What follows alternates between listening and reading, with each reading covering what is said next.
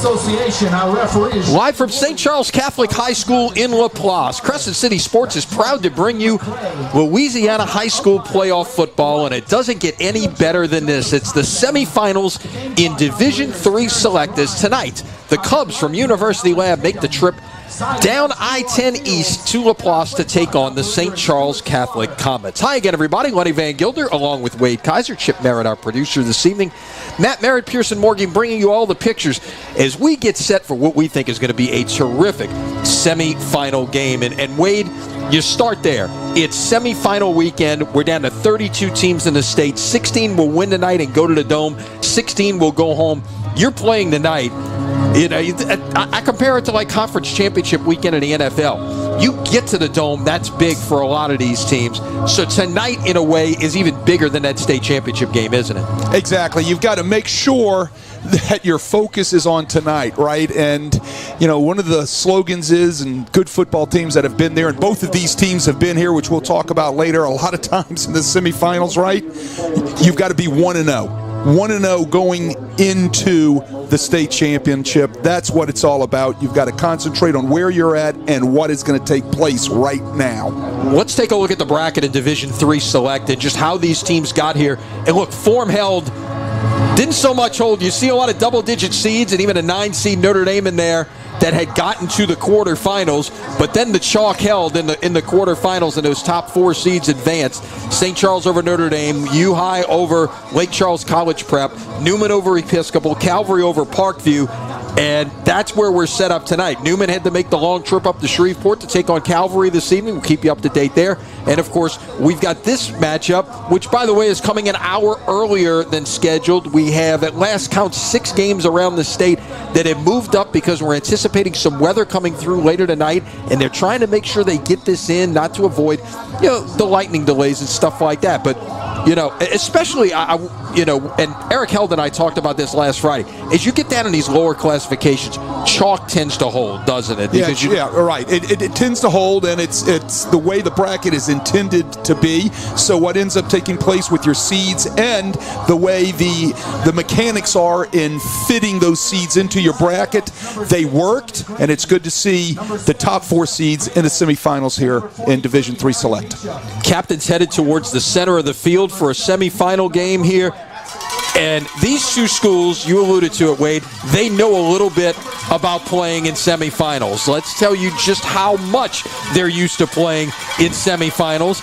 In fact, these two teams have the 2 longest active streaks of consecutive trips to the semifinals. You see U-High 12 years in a row, St. Charles Catholic 10 in a row, and you go down the line from there with Oak Grove, St. Thomas More, Catholic High, Lafayette Christian, OCS, Union Parish, all there. And by the way, tip of the hat to Hunter Bauer at Go Preps for his research in his database and spitting out these numbers in a matter of minutes when we were talking about it earlier this week. So that says a lot. And what is the reason why, in your mind, that's happening? Well, I think a lot of it has to do with the longevity of the staffs that are in place. They are guys that are 2 new head coaches, relatively new for the past 2 or 3 years, but they had been on the staffs of people prior for a number of years. And the guys that are still there on the staff that are the assistant coaches are part of what was there before. So when you do not have a lot of turnover, you know how to stay within what the program expects and the way the program, continues to move forward. So because of that, without a lot of staff turnover, both of these schools have not had that. That is my main reason why these teams are seeing each other again in the semifinals. And these guys keep winning, too. Andy Martin is 5th year. He took over for Chad Mahaffey, 52-9 at U-High. Wayne Stein in his 3rd year at St. Charles Catholic, 34-3. That you join us in a moment of silence to honor and remember a beloved member of our Comet family, Mr. Jamie Brady, who passed away last evening after a lengthy battle with a form of cancer.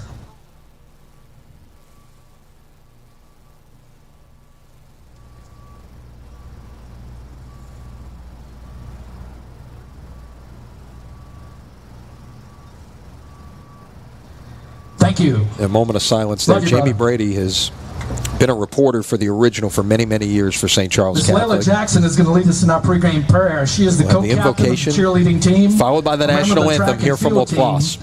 president of the World Language Club, NHS member, retreat team member, yearbook club member, an ambassador, and senior class president. Layla is the daughter of Shantae and Marcel Jackson. In the name of the Father, and the Son, and the Holy Spirit, amen. Dear God, as the players prepare to step onto the field, we ask for your strength to fill each player's bodies and minds. Grant them the physical endurance to push their limits and the mental fortitude to overcome any obstacles. We pray that both teams play always embody good sportsmanship, win or lose. May they exemplify integrity, grace, and respect for their opponents, setting an example for all to follow. Let their actions off the field reflect the value of kindness and humility. In your name, we pray. Amen. St. Charles Romeo, in the name of the Father, and the Son, and the Holy Spirit. Amen. Please remain standing. Direct your attention to the north end zone and join us as we honor our country and our veterans with the singing of our national anthem. Singing the national anthem tonight is Miss Maggie Powell, 2022 SCC alumna and daughter of Connie and the late Glennon Silky Powell. She is currently a sophomore at Loyola University, double majoring in public relations and English. Oh, say, can you see by the dawn's early light what so proudly we hailed at the twilight's last gleaming, whose broad stripes and bright stars through the perilous fight o'er the ramparts we watched were so gallantly streaming, and the rockets' red glare, the balls bursting in air, gave proof through the night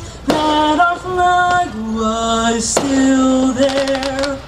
Oh, say does that star-spangled banner yet wave o'er the land of the free and the home of the brave? Our national anthem from Laplace on what is so far a good Friday night for football. No rain, like we mentioned. Forecast later on in the night gets a little dicey. There was rain in the area earlier. It's a little soft, I would say, on the field, Wade, Right. but it's certainly not unplayable. No, the footing's good. No, I've footing, walked around yeah. out there, and the footing's good. It obviously, with the way the cleats are today, especially these molded ones, they're in good shape. Good drainage on that field. I know about it. You probably helped dig the pipes to put dig the gullies to have the pipes put down. We did. I mean, there's back in 1990, I think it was 1995, we redid the drainage around the whole edge of the field, and I put in a new sprinkler system. Yes. St. Charles Catholic, as you saw, won the toss and deferred to the second half. So we'll see the U-High offense led by the transfer out of Mississippi, Emil Picarella, who is outstanding. 2,189 yards passing and 33 touchdowns this year with just 3 interceptions. St. Charles wearing the black jerseys tonight. U-High, the white with the black helmets and the black pants. Spot in the dome on the line. Off we go from Laplace. This kickoff will go to about the 15-yard line. Out past the 30 to the 35, out near the 40, and that is Seth Gale, who is not only an outstanding wide receiver, but a terrific return man. He's accounted for 20 touchdowns this year, 16 as a receiver, 4 on returns, and he had 4 touchdowns last week in their quarterfinal win over Lake Charles College Prep. Yeah, 2 of them on returns, right? I don't know if I'd have been kicking to that guy. I would have kicked to the other guy or put it in some sort of sky kick. But yes, he is a talent when he has these hands on the ball, whether as a receiver or as a return man. So from the 39,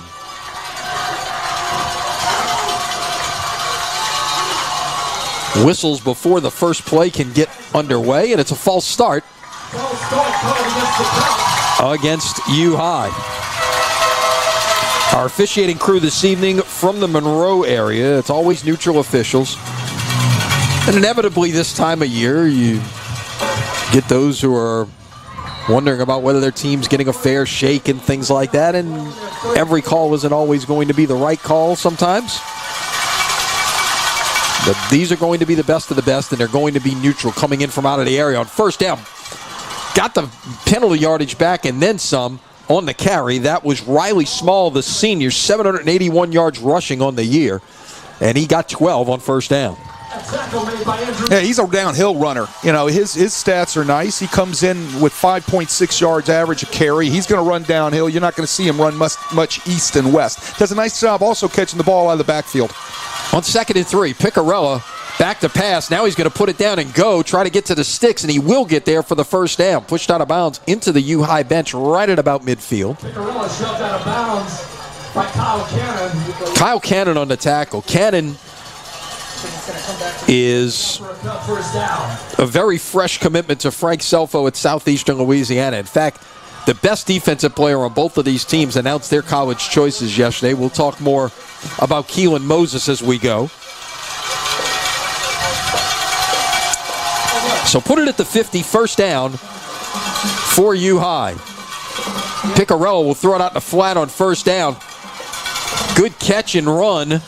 That was Granville Anderson, the senior, who you're also going to see in the kicking game. Got 9.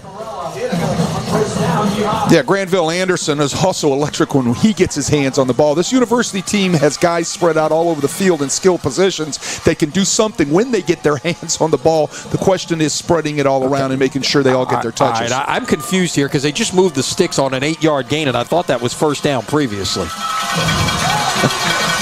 And it looks like another procedure penalty. Yeah. You know, University High comes in with penalty issues. Last week they were 12 for 116 yards on penalties, right? So, you know, they start off right now. They've already got 2 penalties here on this drive. 47. So it's 1st and 15 once again for U-High at the 47-yard line of St. Charles Catholic. Just underway on this semifinal Friday in Louisiana. A hit at the line of scrimmage. And not much doing that time, and that was Cannon on the stop. Yeah, that looked like Cannon on the stop. Also, number 23, Hudson Heltz, son of a former player that I had the great pleasure to coach when I was here at St. Charles Catholic, Corey Heltz. So Frank Monica's here. Of course, he succeeded you as head coach. Joking pregame on the field. We had two of the 3 greatest coaches in St. Charles Catholic history in the picture there.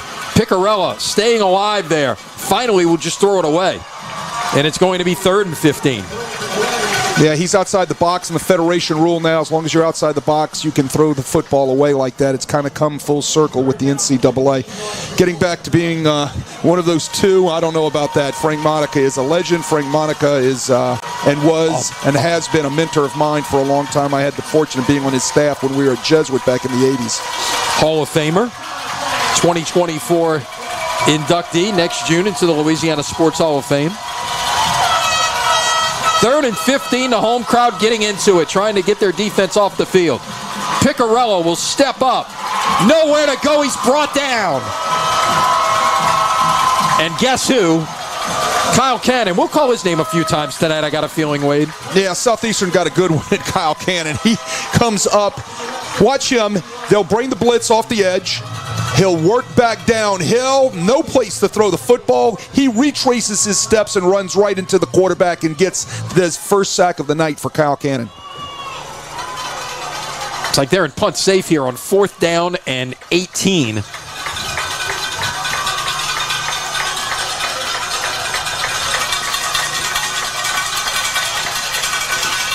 The punter is Anderson, who is also, we mentioned, a wide receiver.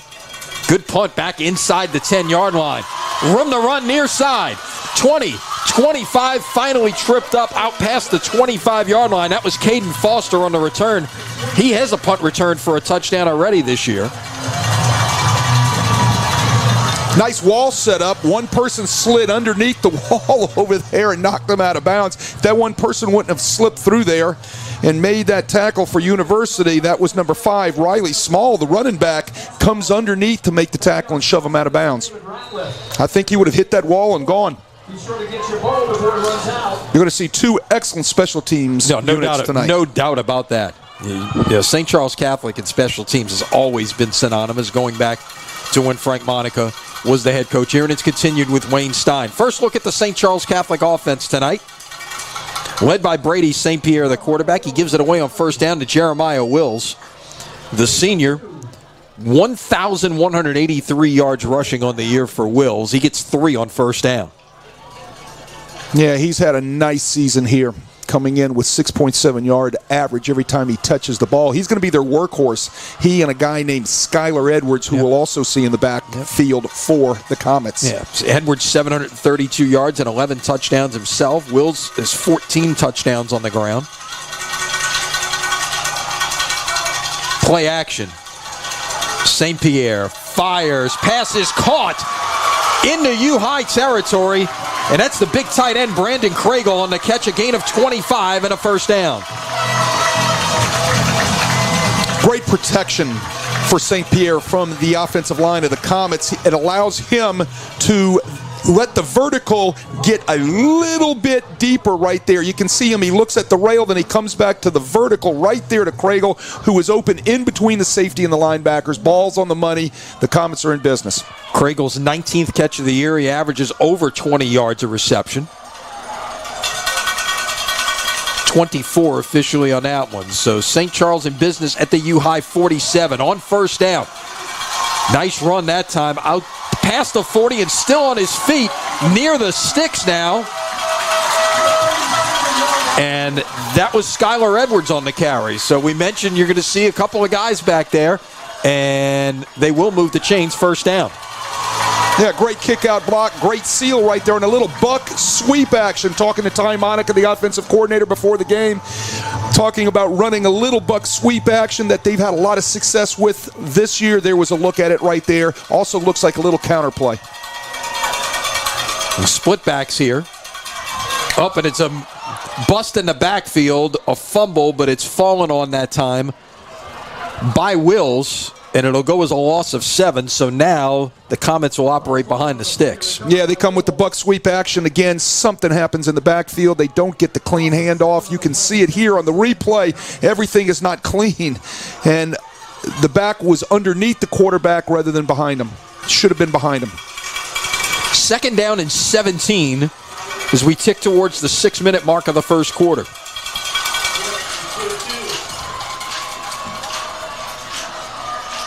Four wide, 2 to the top and to the bottom.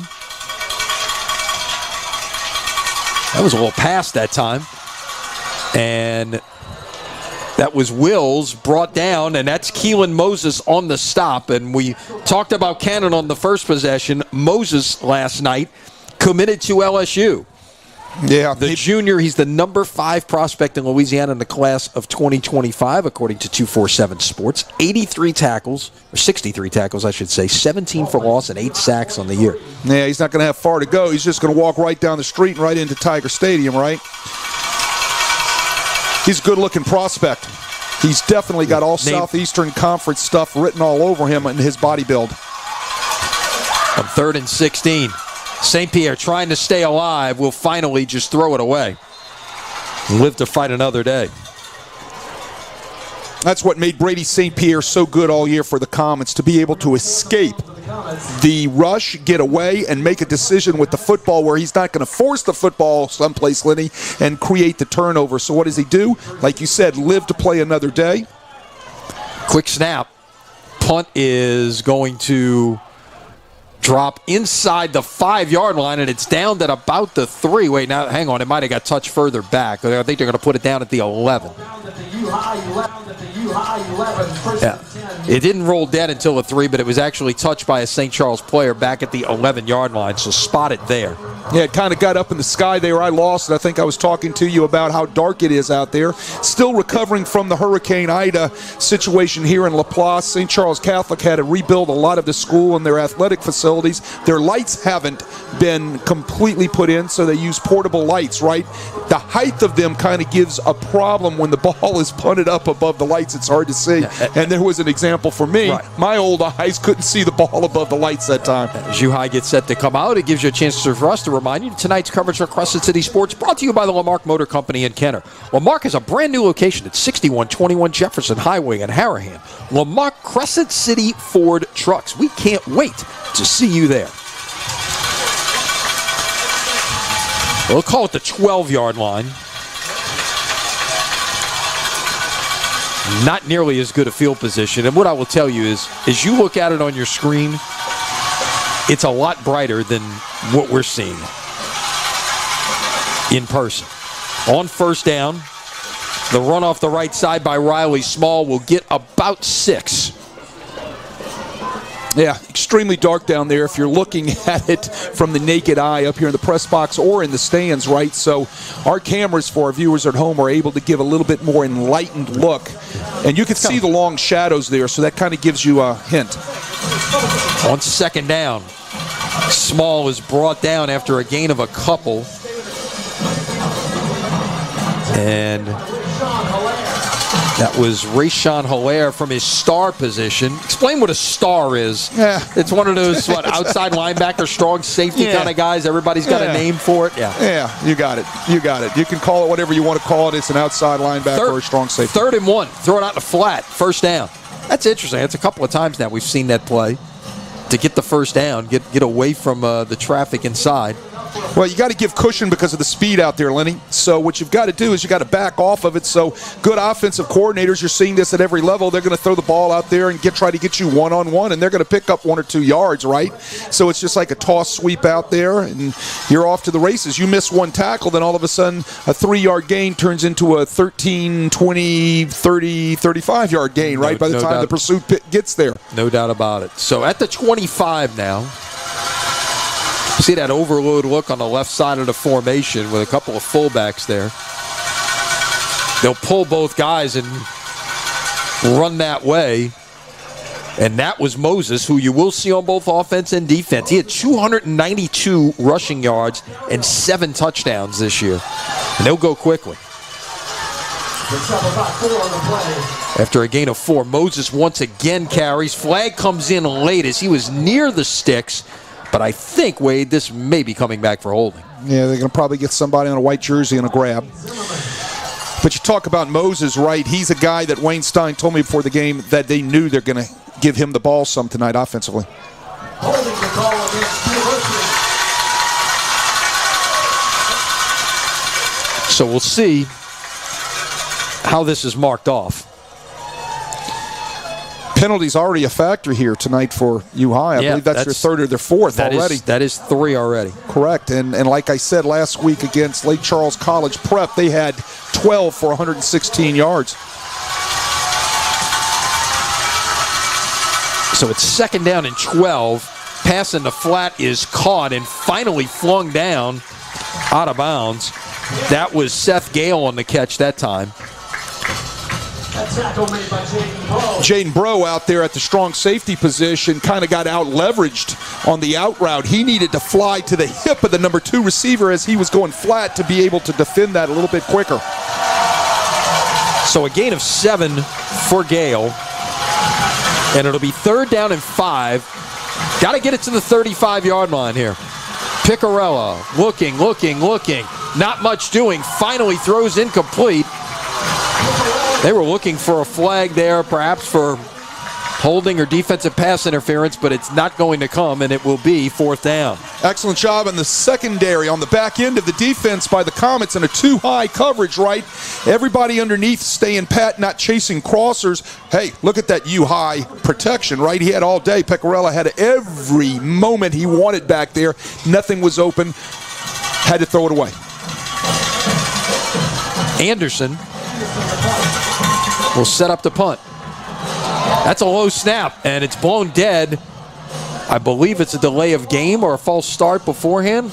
You're going to have a false start. False start again, probably against the count. You'll see the last man on the line of scrimmage down at the bottom of your screen decided to leave a little bit early. So it'll be 4th down and 10 now.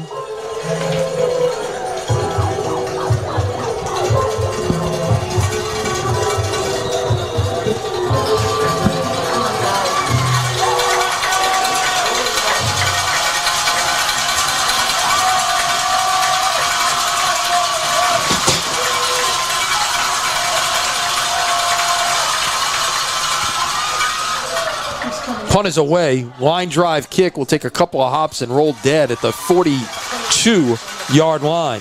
So good field position on this second possession for St. Charles Catholic with 3:08 to play here in the first quarter. All right, you guys had it twice. St. Charles Catholic has had it once. Your thoughts on what we've seen so far here, Wade? Well, two good football teams battling it out, right? I mean, it's like a heavyweight fight from that standpoint, and it's only laying the groundwork for the drama that's left to be seen the rest of this evening.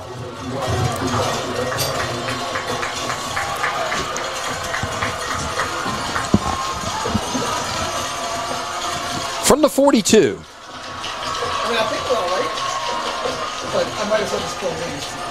And not much doing on first down as a nice penetration and tackle for loss that time by Harry Beecham, who's headed to the Naval Academy. The senior leads this team with 123 tackles. Officially, they'll call it no gain on the play by Wills. Yeah, Keelan Moses does a great job, but the guy I think is the heart and soul of that University High Cub defense is Harry Beecham. Like you said, 123 tackles. I think he's been starting maybe since 8th grade or something like that. I feel like I've seen that name out there for a while. Right, heart and soul. Yep.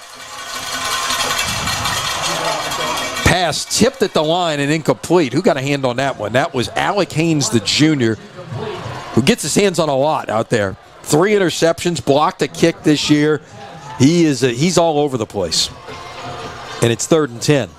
U-High is in 0-man coverage. They brought the blitz off the edge with Moses coming unblocked off the Comet right edge, and St. Pierre gets the ball out of there, but it just gets tipped. They had him in the right coverage. They had a receiver, just got blocked at the line of scrimmage. 3rd down and 10. Got to get it to the U-High 48.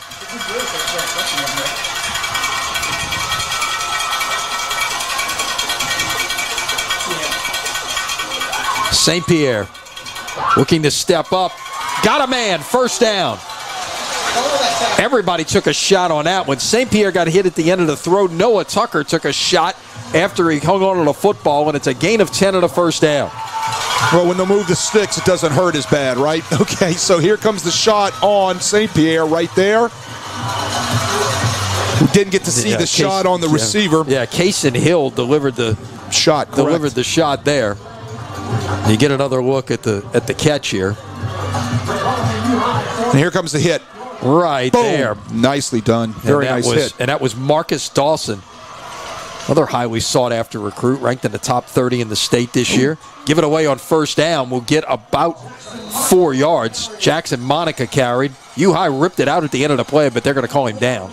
Ty Monica running, the offensive coordinator, running a little belly X. Old Delaware play that he used to run as a quarterback here at St. Charles Catholic. He handed the ball off to his fullback, and now St. Pierre hands the ball off to his son, Jackson Monica, at fullback. It's funny how things just kind of keep flowing along, right? No doubt. Monica's run it 21 times this year, right at about 4 yards a carry, so what you like out of your fullback, right, when you do go to those types of things? Stay on schedule. 2nd and 6. St. Pierre will roll left.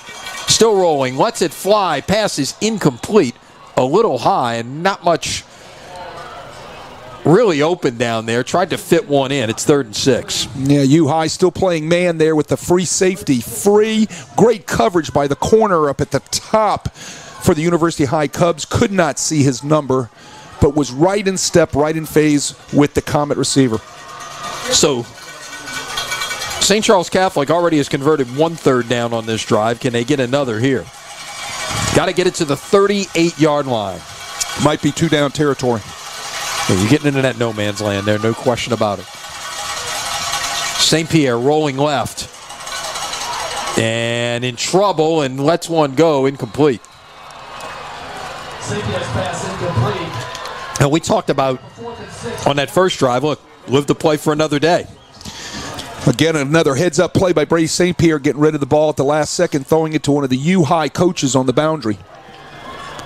You send a punting unit out, got a chance to pin the Cubs deep here. Bertucci in punt formation for the Comets. 7 deep to U-High and Seth Gale.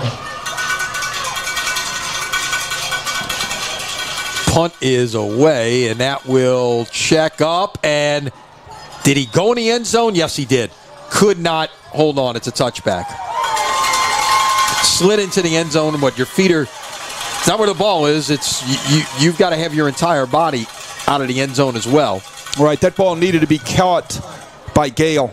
Well, and right there, he should have caught that football right there from letting it. He's very fortunate that it didn't get down, that it ended up at the 20-yard line. Couple of coaching tips there. You got to know how soft your grass is right now. If this would have been hard turf, you let that thing possibly go because you know it's going to shoot off and skip off into the end zone. But when that grass is that soft right there, it's like the old Bellata golf ball checking up on a green, right? It's going to make a nice divot and just kind of sit down. St. Charles carried it into the end zone. It's going to come out to the 20.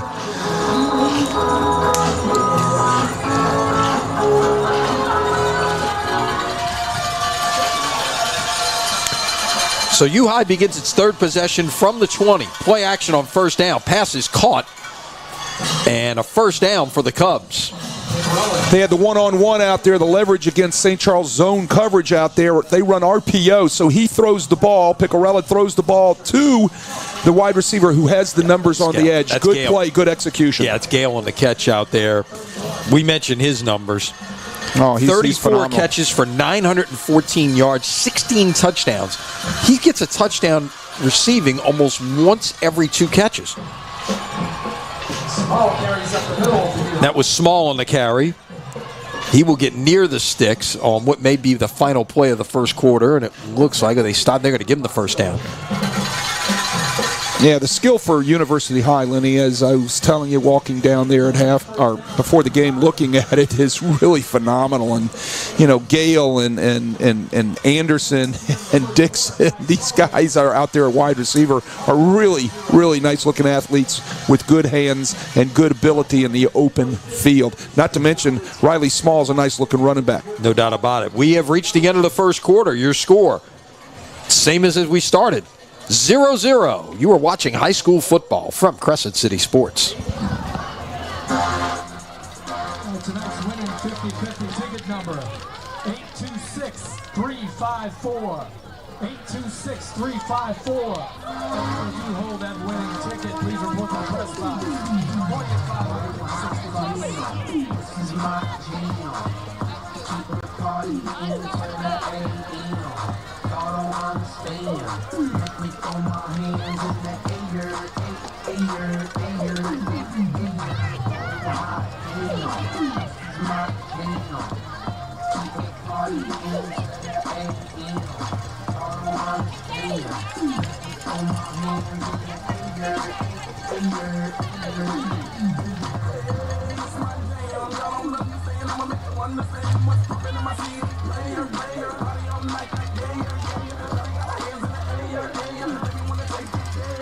First and 10 Cubs from their own 41-yard line.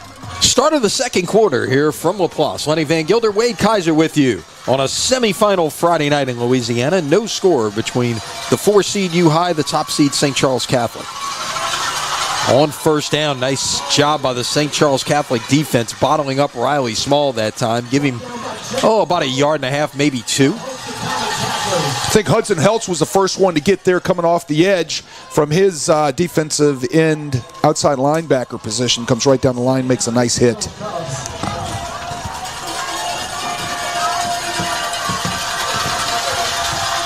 Small with 33 yards on 6 carries thus far. 2nd and 8.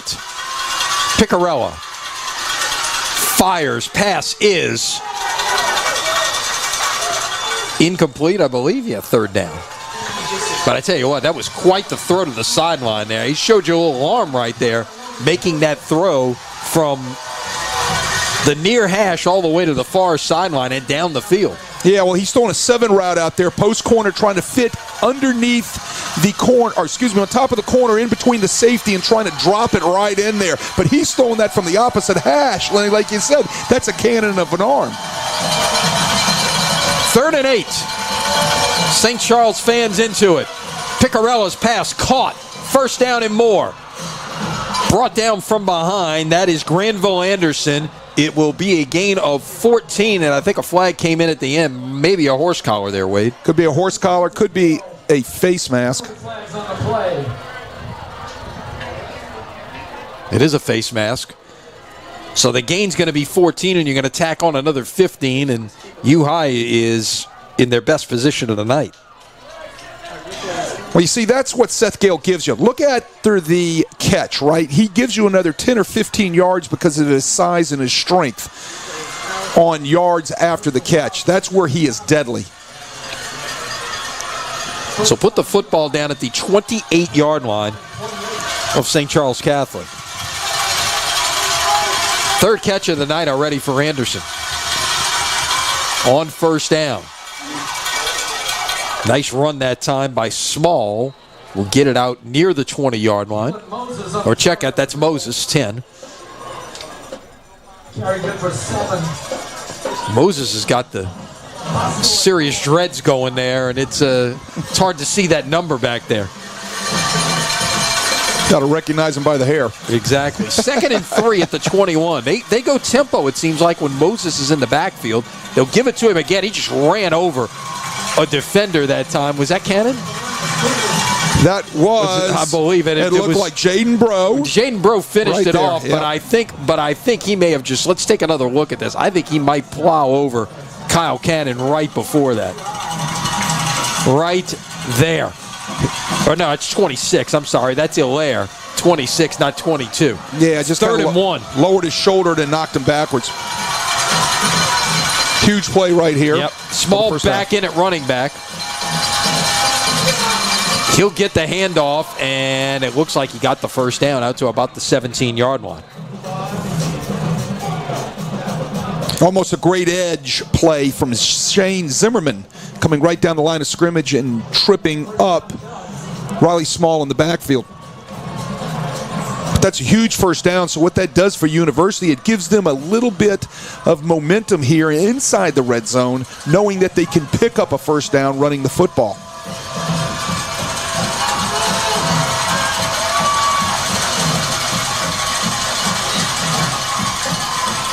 Give it away on 1st down, and a nice run between the tackles by Small. They'll give him the 13-yard line, but gain of 4. Everybody looking at that formation from U-High, where the slot is very tight between the tackle and the tight end. That's called a nasty slot. You can see it right there. You can see where that fullback is lined up in that nasty slot. That creates a problem for a linebacker and a defensive end. I'll elaborate more later. Play action. Pass is caught. Going to be very close to the 1st down, as again they went with that play action or RPO look and threw it in the direction of Seth Gale. Yeah, RPO is exactly what it was, Lenny. You can see everybody run blocking up front. They have the one-on-one with the corner out there, so they'll take the one-on-one and throw the out. And it's going to be 3rd down and short, so they're going to go jumbo here. On 3rd and 1 at the 8. Picarella fumbled the snap. And let's see who fell on top of it. St. Charles is saying they got it. And they do. Well, looks And like Hudson Heltz was at the bottom of the pile, and I didn't see him come out with the football. Well, but he's taking credit for it because he's coming off saying it was him. Let's see if we get a look here on the replay. Picarella did not handle a snap from center.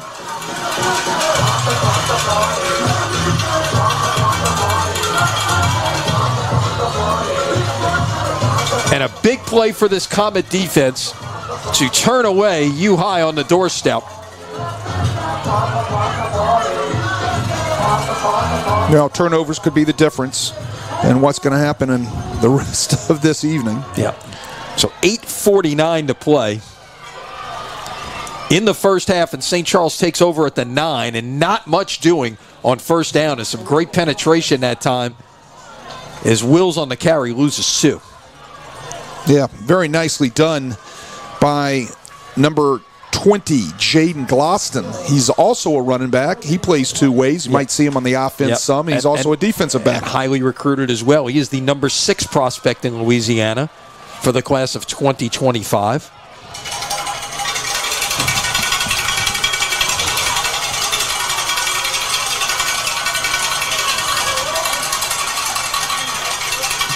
On 2nd and 11. Off to the races here. And finally caught from behind is Skylar Edwards. That just broke out of nowhere, and Edwards not only gets St. Charles Catholic out of the hole, but sets them up big time at the 27-yard line. It's a gain of 65. Yeah, a little kick-out block and a nice cut. Blocking out off the edge right there. Opens things up out on the flank for Edwards. He hits it north and south when he gets in there, and he's off to the races, and there's a saving tackle right there by a U-High defender. That was Laramie. Was that Laramie Guidry or Tommy Green? Tommy Green. Yep. So at the 27 of U-High.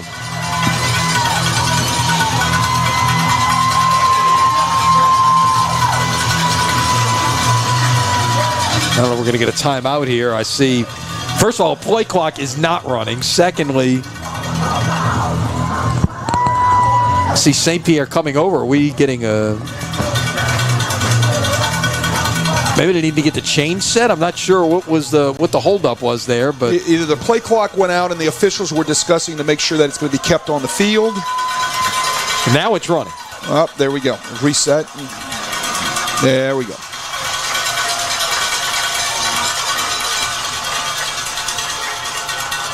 On first down. Gain of about 4 for Jeremiah Wills. Jeremiah Wills just kind of picking his way, looking for the block right there to try to spring him north and south. Just never did develop. 2nd and 6 at the 23-yard line as we head towards the midway spot here in the second quarter. Now the clock is stopped, so I don't know if we're having issues in there. I see one of the officials on a walkie-talkie talking to the crew member. Let's see if it's a clock issue. Then we'll find out we'll try to find out what is going on here. Now it's running again. Okay, maybe they held it up to discuss something, but now they're running it. So we head towards the 7-minute mark here in the first half.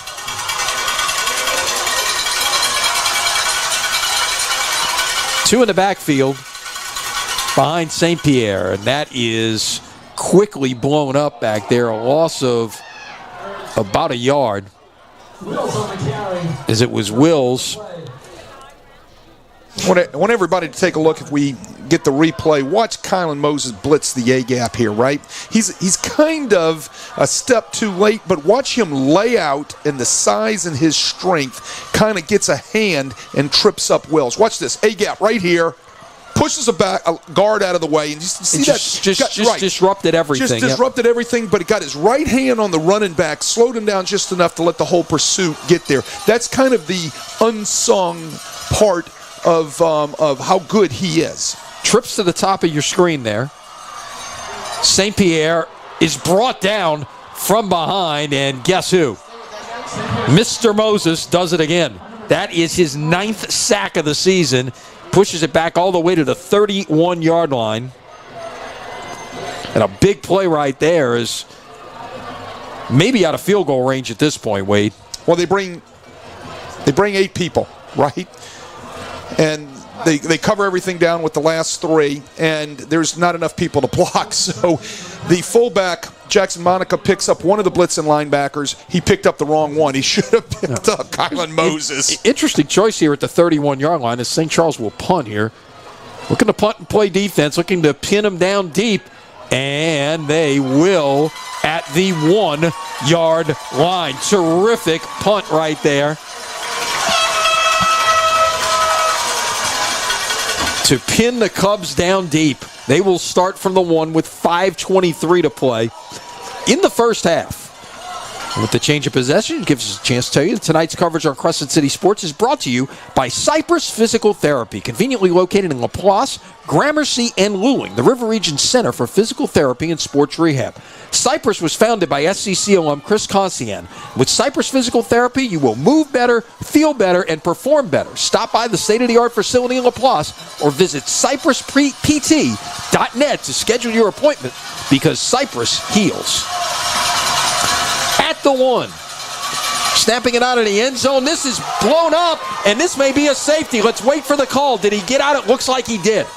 Oh, my goodness. He didn't get out by much, right? The angle of our cameras looks like he was not out yet by the time he went down. Let's see what we get here on the replay, see if we can see it. You're going to see 2 lead blockers. Let the guys in the black jerseys get to the ball. And remember, everything has got to get out, right? Right. No, ball got out. Saw him lean the ball out. He just set that ball on the ground. That's also dangerous. Everybody. So, this is now really, really in tight. And they continue to work out of the gun, which is one of the things, they work out of the gun all the time. Spinning away and getting to the outside. He's going to be close to the first down. Small. Let's see where they spot the football. But he was in trouble there and then spun out of a tackle, Wade, and look at his strength. Not only got him out of the shadow of the goalpost, but might have gotten a first down in the process. No, they're going to mark it short. They're going to say he stepped out. Right about, they got this thing marked back at like the 8-yard line. Yeah, I didn't see what we saw, right? 9-yard line. Check that. It's 3rd and 2. Here's that nasty slot again. Play action. Picarella has to throw incomplete, and it's going to be a 3-and-out for the St. Charles defense. Strategy works out for the Comets, right? Kick them deep, hold, play defense down there, and they're playing good defense right now. They slant their defensive line to the wide side of the field, and they slip by the whole offensive line, and all of a sudden Pecorella is in trouble. He just throws it away. It was Laramie Guidry from his defensive end spot, number 8, that was disrupting things. And so they'll punt out of the end zone. Now they're going to shift everything around here. One of those things, maybe you get St. Charles to jump, it's a first down. I don't, it's... Or it's a lot of energy. Punt will be downed past midfield and about the 46-yard line.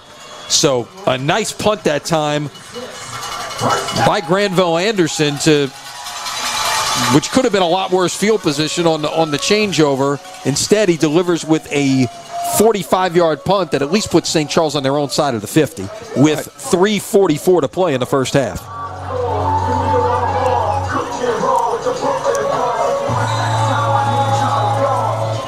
I'm biting my lip. You want to catch the ball all the time. I know. Yeah. I know. I mean, that's just that 15 yards of hidden yardage. No doubt. Get up and catch it, right? Correct. Use that hand. Pass is caught. And that is Monica on the catch from his fullback spot. Out to the 35-yard line. Make it the 30. They stepped out earlier. 38-yard line. But a first down. And look, they're generating that pressure. What do? You throw it out in the flat, right? Hey, look, very nicely set up. Nice job on the play-action pass. You fake the ISO pass, slip the fullback. That's from a Frank Monica play. He ran that for years, and they still have it in the playbook here. Ty Monica, his son, getting it to his son, Jackson Monica, out in the flat. Nicely done. Still on his feet. Out to the 23-yard line. And that's the best run of the night for Wills. U-High's got to do something to support that sweep. The minute they see that sweep coming down, they're the blocking out there in that alley. That safety needs to be coming downhill to fill that because they're getting a pin down on those linebackers, getting those guys walled off, and it's creating a natural running lane. If there's no safety support, they'll continue to wear that out. So at the 23-yard line,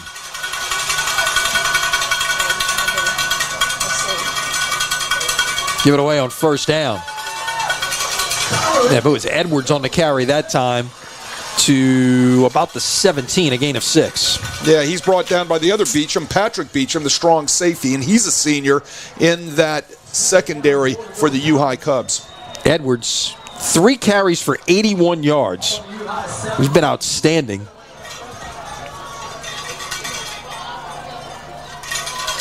Well, it's a nice 1-2 punch. Skylar Edwards and Jeremiah Wills, they complement each other. You know, nearly 2,000 yards between them and 25 rushing touchdowns. On 2nd and 4, trying to get to the edge. Great pursuit that time by Marcus Dawson to run down Jeremiah Wills, maybe a gain of 1. Yeah, that's the free safety filling the alley. That's how it's done right there. Marcus Dawson, watch him come flying right there. Nicely done coming from his free safety position. That's what you call the alley.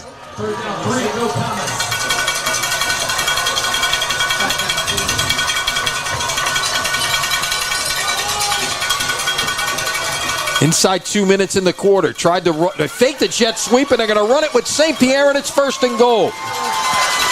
So we've seen the backs, running them all kinds of different directions. That time they lined up Wills outside, faked the jet sweep, and it was Brady St. Pierre up the middle for a 1st down. Yeah, look, Brady St. Pierre is not going to run away from you in a race, right? But what he will do for you is every now and then just hold on to that ball and pick up a 1st down like he does right there on the quarterback ISO, or maybe off of a zone read look, just when all of a sudden you go to sleep on him, he's going to get 5 or 6 yards for a 1st down.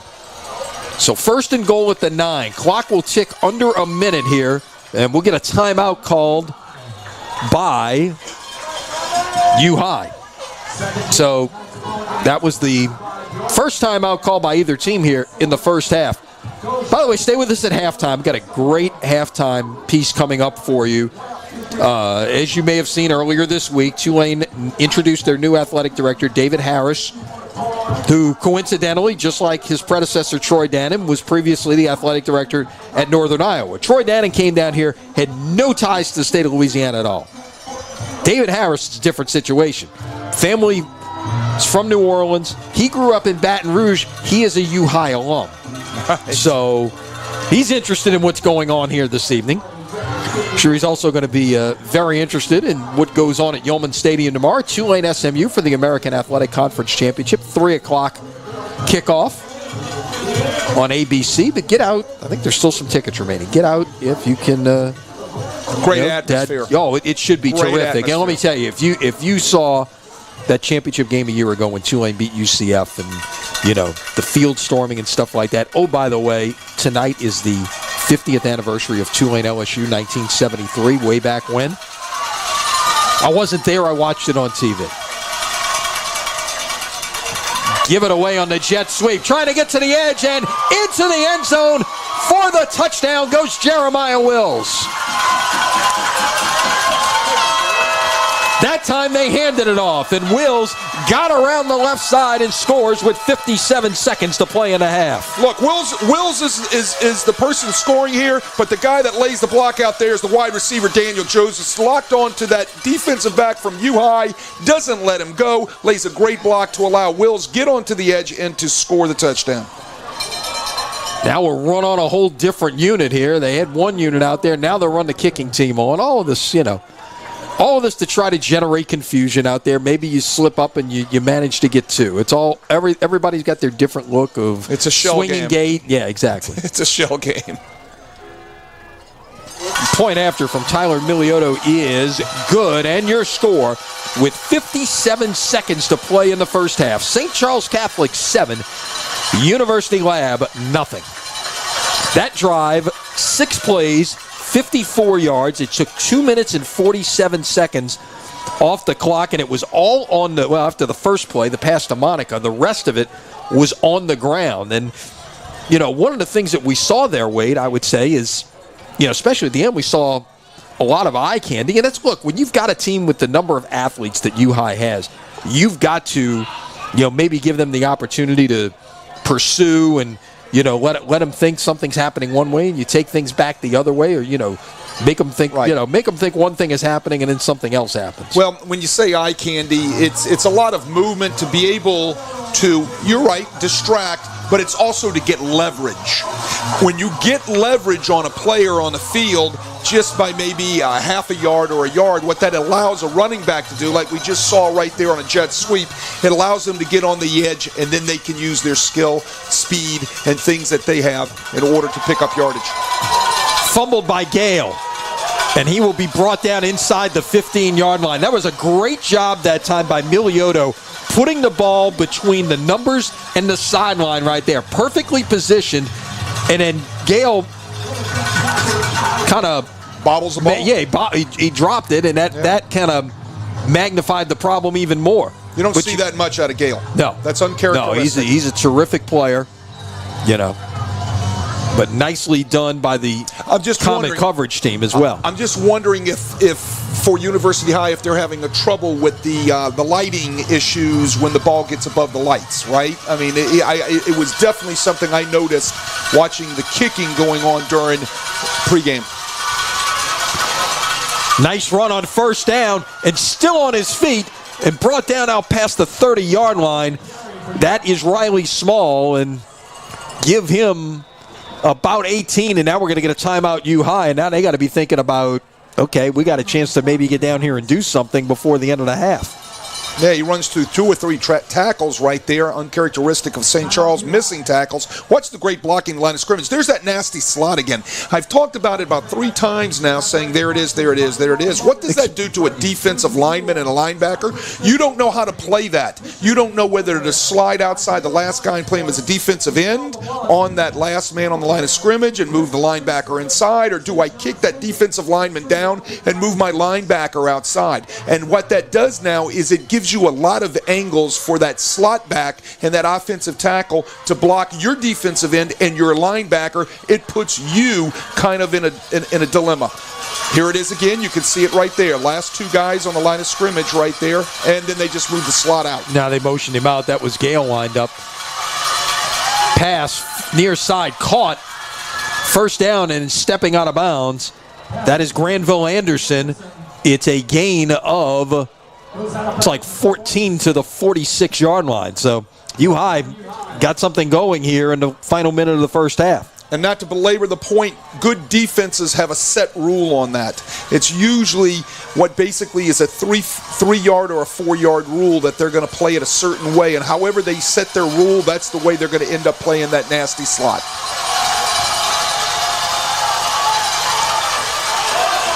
Picarella rolling, firing, incomplete. And it will be 2nd and 10 with 27 seconds to play. That is, the flag's at the 49-yard line. That's in the neighborhood, perhaps, of an eligible man downfield. Let's see. Unless there was a hold, let's see. Or a hold, yes. Holding against the defense. I think what they're going to do is they're going to get Seth Gale was trying to get away from a defender, and I think grabbed his jersey. If I was reading lips, that was 26, he said, which would be Rishon Allaire. Right. The star. Well, what happens on a scramble when everything breaks down, receivers are going to start running to certain spots on the field. They're going to start moving 2 away, widening out, and what you do as a defender, all of a sudden, you just kind of reach out. It's a natural habit to reach out and grab a jersey, right? No, wait. Now, this is Miss Mark, Wade. Here we go with the whole, okay, was 3 yards downfield. He marked off 10 yards. It should be 10 yards from where the play was. So this is put down at the 41-yard line. It should be back at the 44. Right, correct. Picarella, pass caught, well defended right there, as Gale has made a lot of those guys miss this year, but not that time. That's a gain of 4. timeout with 20 seconds remaining, and U-High's out of timeouts. It puts them in a spot where they can start taking shots now, correct?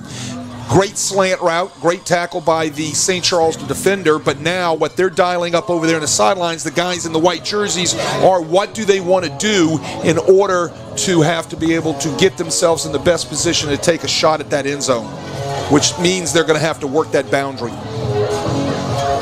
Or get them in a situation where they can kick a field goal. Longest field goal, I think, this year for Granville Anderson is 39.8 yards. That's his punting average. As long as 31. And I looked at the wrong stat. Right. 31. Yeah, but he's 4 or 5. He's an accurate kicker. He's 55 of 57 on extra points, 4 or 5 on field goals with a long of 31. So if that's the case, you're trying to get to the 14-yard line. They put 2 seconds back on the clock. 22 to play. You got trips at the bottom of your screen. Picarella. Now flush, drops all the way back to his 41-yard line and will throw. Pass is caught. And Wayne Stein is saying wind the clock, and he is right. He's, forward progress was stopped in the field of play, and he was run out of bounds, and they stopped it with 11 seconds to play. Well, but it's 3rd and 2. We couldn't see it with the team down there on the boundary. We never know, but every coach is going to be saying wind the clock, right? If you're in Wayne Stein's situation, I know I would have been. Again, showing the athleticism of Emil Picarella getting out of that pocket. On 3rd and 2. Down the far sideline, pass is broken up, intended for Gale. And that was Caden Foster, the senior cornerback who got a hand in there to break that up. Now it's 4th and 2. You got 6 seconds left. I guess it becomes a Hail Mary situation right here. I guess that's right. You're going to have to throw it into the end zone. Caden Foster, great job, and 3 deep coverage comes off on the inside receiver who continued vertical and comes across the top and breaks it up. Nice play by Caden Foster, staying on top of the most vertical man in his 3rd deep zone. So 6 seconds remaining here. Picarella is brought down to end the first half.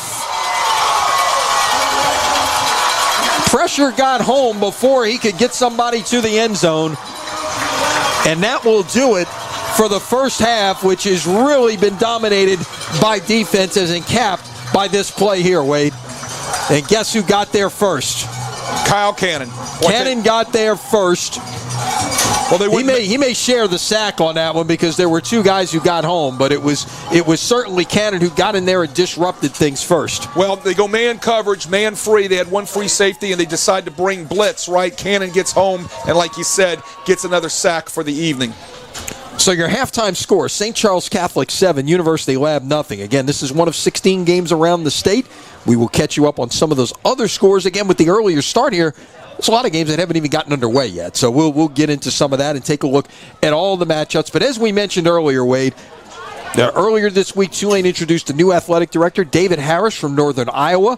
I had a chance to sit down with him, and like we said, unlike his predecessor, Troy Dannon, who also came from Northern Iowa, David Harris is a Louisiana native.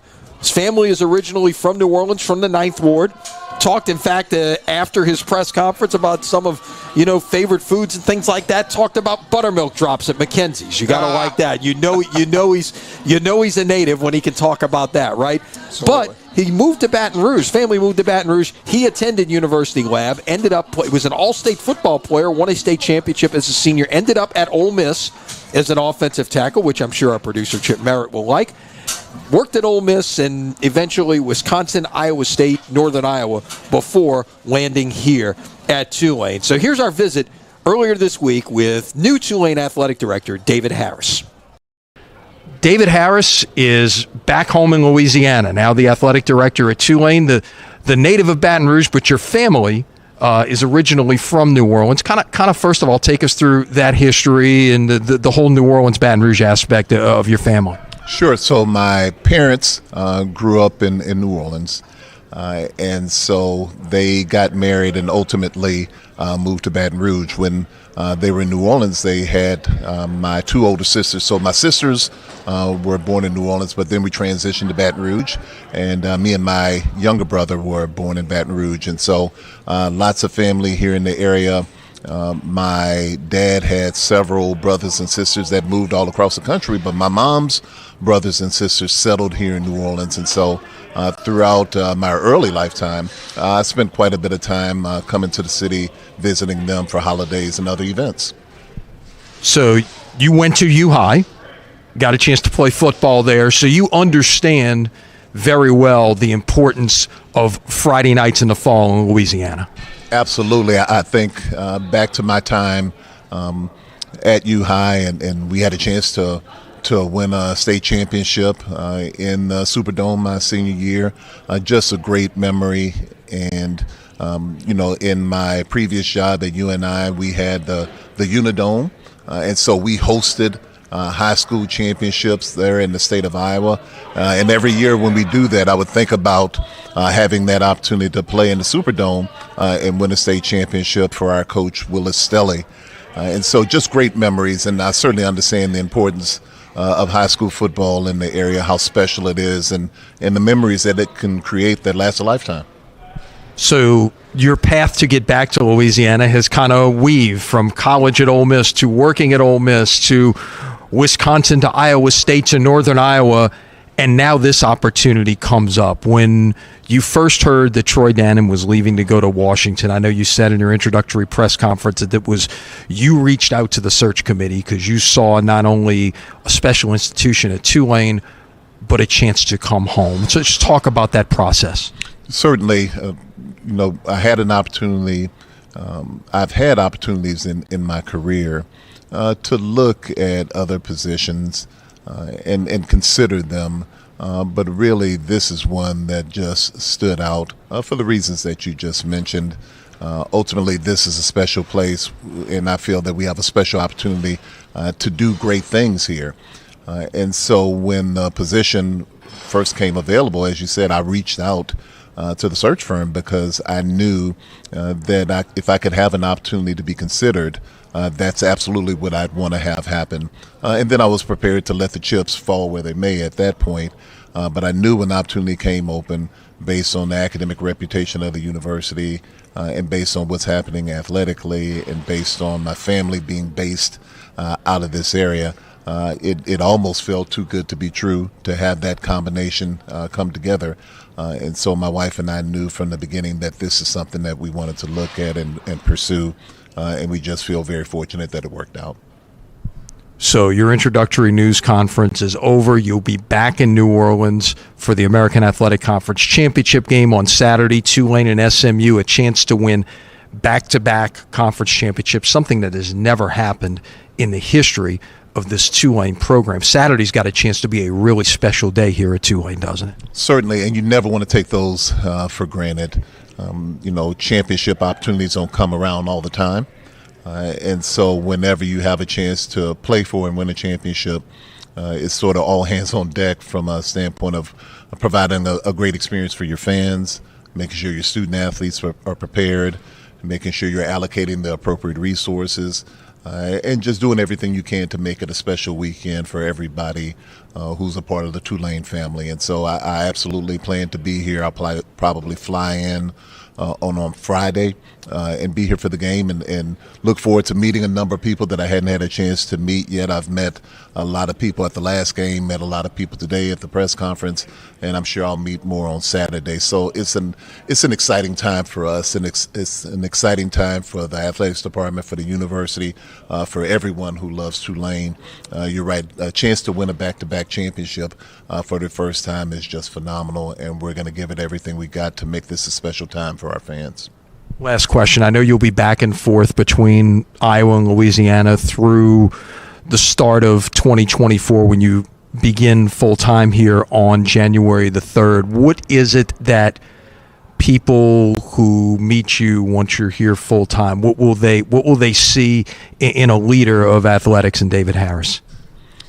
I hope what they'll see is that I'm working very hard to advance the Tulane Athletics Department, that I want to know them, that I'm approachable, that I want to listen, that I don't come into this position believing that I know everything. I really don't know much of anything at this point, and I'm going to be leaning on people who do know to be able to help as I make my transition and learn more about what's happening here. But hopefully they'll find that we're doing everything that we can to move Tulane athletics forward in every way across the board. And that I'm really going to enjoy doing this.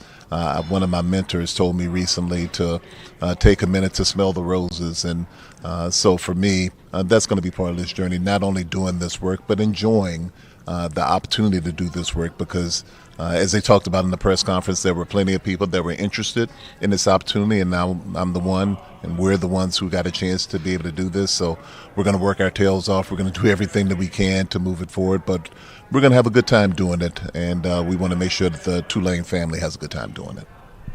Best of luck here at Tulane, and we look forward to seeing you much more in the future. Thank you so much. I appreciate it.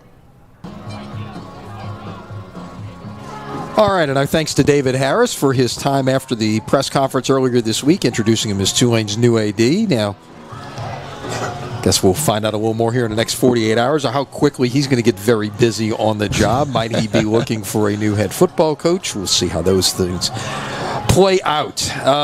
As we mentioned, this is one of 16 semifinal games around the state.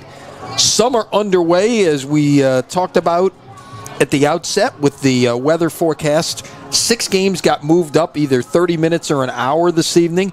Let's take a look first of all at the select semifinals. Again, all of these winners headed to the Dome next week. As you look at the Division I schedule, both those games underway. Carr and Acadiana playing at Morris Jeff. They are scoreless in the first quarter. First quarter up at Memorial, Catholic leads Rummel 7-3. In Division II, Shaw St. Thomas More just now kicking off. First quarter, Turlings and Lafayette Christian. That's a rematch game. Right. Lafayette Christian won the regular season game 62-3. Yeah. It's 7-7 in the first quarter right now. Yeah, and it's just been updated to 14-14. Oh, wow. So it's interesting. So they're going back and forth. Right. That's the kind of game you want to see. You don't want to see blowouts and right. things like that. And look, when you see a team the second time around, sometimes that does make a difference. Division III, of course, our game here, 7-0 St. Charles Catholic at halftime. They're just kicking off in Shreveport, Newman and Calvary Baptist.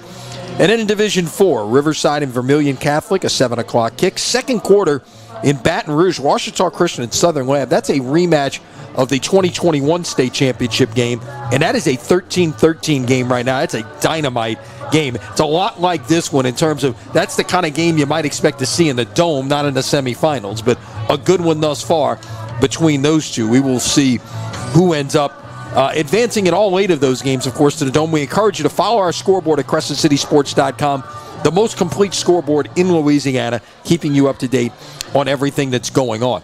We'll switch over to the non-select side and take a look at those brackets as well. And, Rummel is, kind of that 18 seed that's sitting out there with a chance to do something special.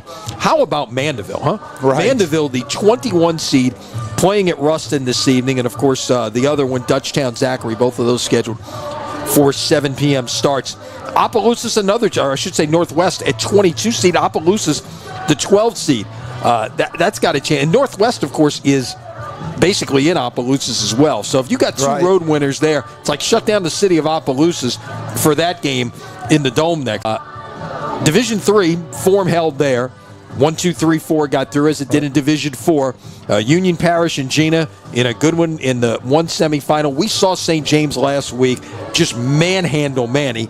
They made the trip up to the Monroe area to take on Sterlington tonight. So Grove under the tank tonight to take on Kentwood, in which should be a good one as well. And that's 2 teams that are used to playing for state championships as well. So a lot of good matchups. And look, like we talked about at the outset, this is like conference championship week in the NFL. I mean, the goal is always with all of these teams to get to the Dome. Well, this is the game that gets you to the Dome. 8 games in 3 days next week.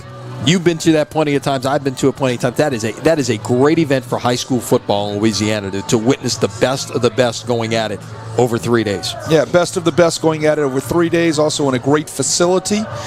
And I tell you, it is nothing better in December to be able to be sitting in that dome watching great football and maybe not sitting out in cold rain, right? No, exactly, exactly. And so far, so good here this evening. As again, we are at halftime. Again, this game kicked off at 6 p.m. originally scheduled for 7, but with the weather forecast, trying to make sure we get this one in. And we will take a look at some stats from our first half of play and what has been a very close game, dominated by defense. We thought that might be the case this evening. You look at the numbers there, Wade. You see, St. Charles with a little bit of an edge on the ground. U-High a little bit of an edge through the air. The totals very similar, and the turnovers equal as well. So the two stats that, and these are general stats, but the two stats that aren't up there that people need to be aware of is the penalty ratio. I think it's about 4 or 5 to 1. St. Charles has had one penalty, if I'm not mistaken, on the even. University opened up in their very first series with 2 illegal procedure penalties. They seem to have a problem. Before it all plays out tonight, those penalties could come into play in the second half, making sure in a tight situation you don't get those for either team. Right. And then, like you said, the last thing is the punting yardage and the special team play by St. Charles Catholic. If there was a stat for putting it up there on how many times can you pin an offense back deep inside the 10-yard line, St. Charles would definitely be running away with that here in the first half. Well, that's an important stat. U-High has started 3 drives inside the 20-yard line. Bingo. And look, there was one play that you would look at, and in this day and age, you wouldn't necessarily see it, okay? St. Charles choosing to punt on 4th and 14 at the U-High 31 about midway through the first half, or midway through the second quarter, and pinned U-High back at the 1-yard line, got the 3 and out. Yes, U-High came up with a good punt that started St. Charles at the 46, but that whole sequence, they could have gone for it, got stopped, and then U-High would have been, dealing with decent field position right there. They chose to punt and play defense. That's not something we see maybe as much of anymore in any level of football as, but again, this is going to be a little bit different brand of football, which you see, what Frank Monica started, what Wayne Stein does here at St. Charles Catholic. They put a lot of stock in what their defense can do out there, and that was a big sequence right there. Well, we talked earlier and what it takes to continually keep getting into the semifinals with both of these teams. Defense, right? When you put a lot of stock into your defense and your kicking game, it has a tendency to pan out for you, especially in the playoffs. All right, so both teams warming up in the end zones right now, getting ready for the start of the third quarter. Let's check in quickly on any score updates. Lafayette Christian has now jumped out 21-14 over Turlings. Northwest has closed the gap on Cecilia, now 21-12. As everything is starting to get underway. And I think that's about all we've got that is different from what we reported to you earlier. They're into the second quarter now. Acadiana Carr scoreless. You're surprised at that with those? That is definitely a contrast in styles there, no doubt about it. Acadiana's run that veer forever. Carr's going to spread it out. And they're not afraid to run it either, okay? Yeah, one thing Acadiana does well also is plays defense, right? So it's going to be interesting to see such an electric offense against that Acadiana defense. And Acadiana's offense, which is running Novocaine, is what I call it. Mm-hmm. They just keep continually pounding that veer and that veer and that veer until sooner or later it pops against a really good defensive Carr that we saw earlier in the year in the against Holy Cross. Right, the Catholic League showdown between Holy Cross and Carr. By the way, your thoughts on what ended up happening there in terms of district alignment, and are we far? What was interesting to me that Warren Easton went up and appealed and made some proposals, and one of the things that was proposed obviously did not pass. Was just basically breaking up the Catholic League and say, okay, we're going to have an Orleans Parish District and a Jefferson Parish District and put public and private all together. Well, that's been around a few times, right? Even before Warren Easton or Carr were even in a picture of getting into the Catholic League or being put in the Catholic League by reassignment, right? And reclassification. It's never come to fruition. I think all the way through with the LHSAA, all the way back to the way they used to do it with the committee, right? There is still precedent made with what is considered all boys Catholic high schools in the city and keeping them together, whether they're in Metairie or they're in Orleans Parish or even West Bank Jefferson Parish when Shaw was in it. All right, so a couple of updates here. Catholic has gone up 14-3 on Rummel's second quarter. Newman has struck first in Shreveport. That's interesting. Yeah, Eli Friend to Peter Loop, 37 yards. It's 6-0 Newman in the first quarter over Calvary. And again, we'll keep you posted certainly on that game because the winner of this game faces the winner of that game. Saturday a week, 3:30 kickoff in the Caesars Superdome. So last year, this Division III select game was played at 3:30 on a Friday afternoon. They flip-flopped Friday and Saturday on the schedule this year.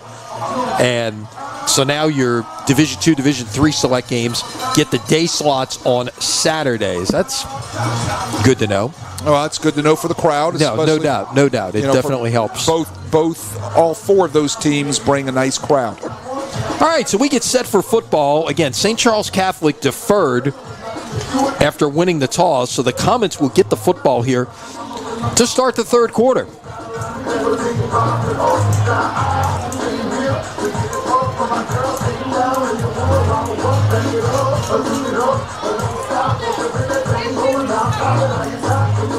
What kind of adjustments do you think they talked about at halftime, Wade?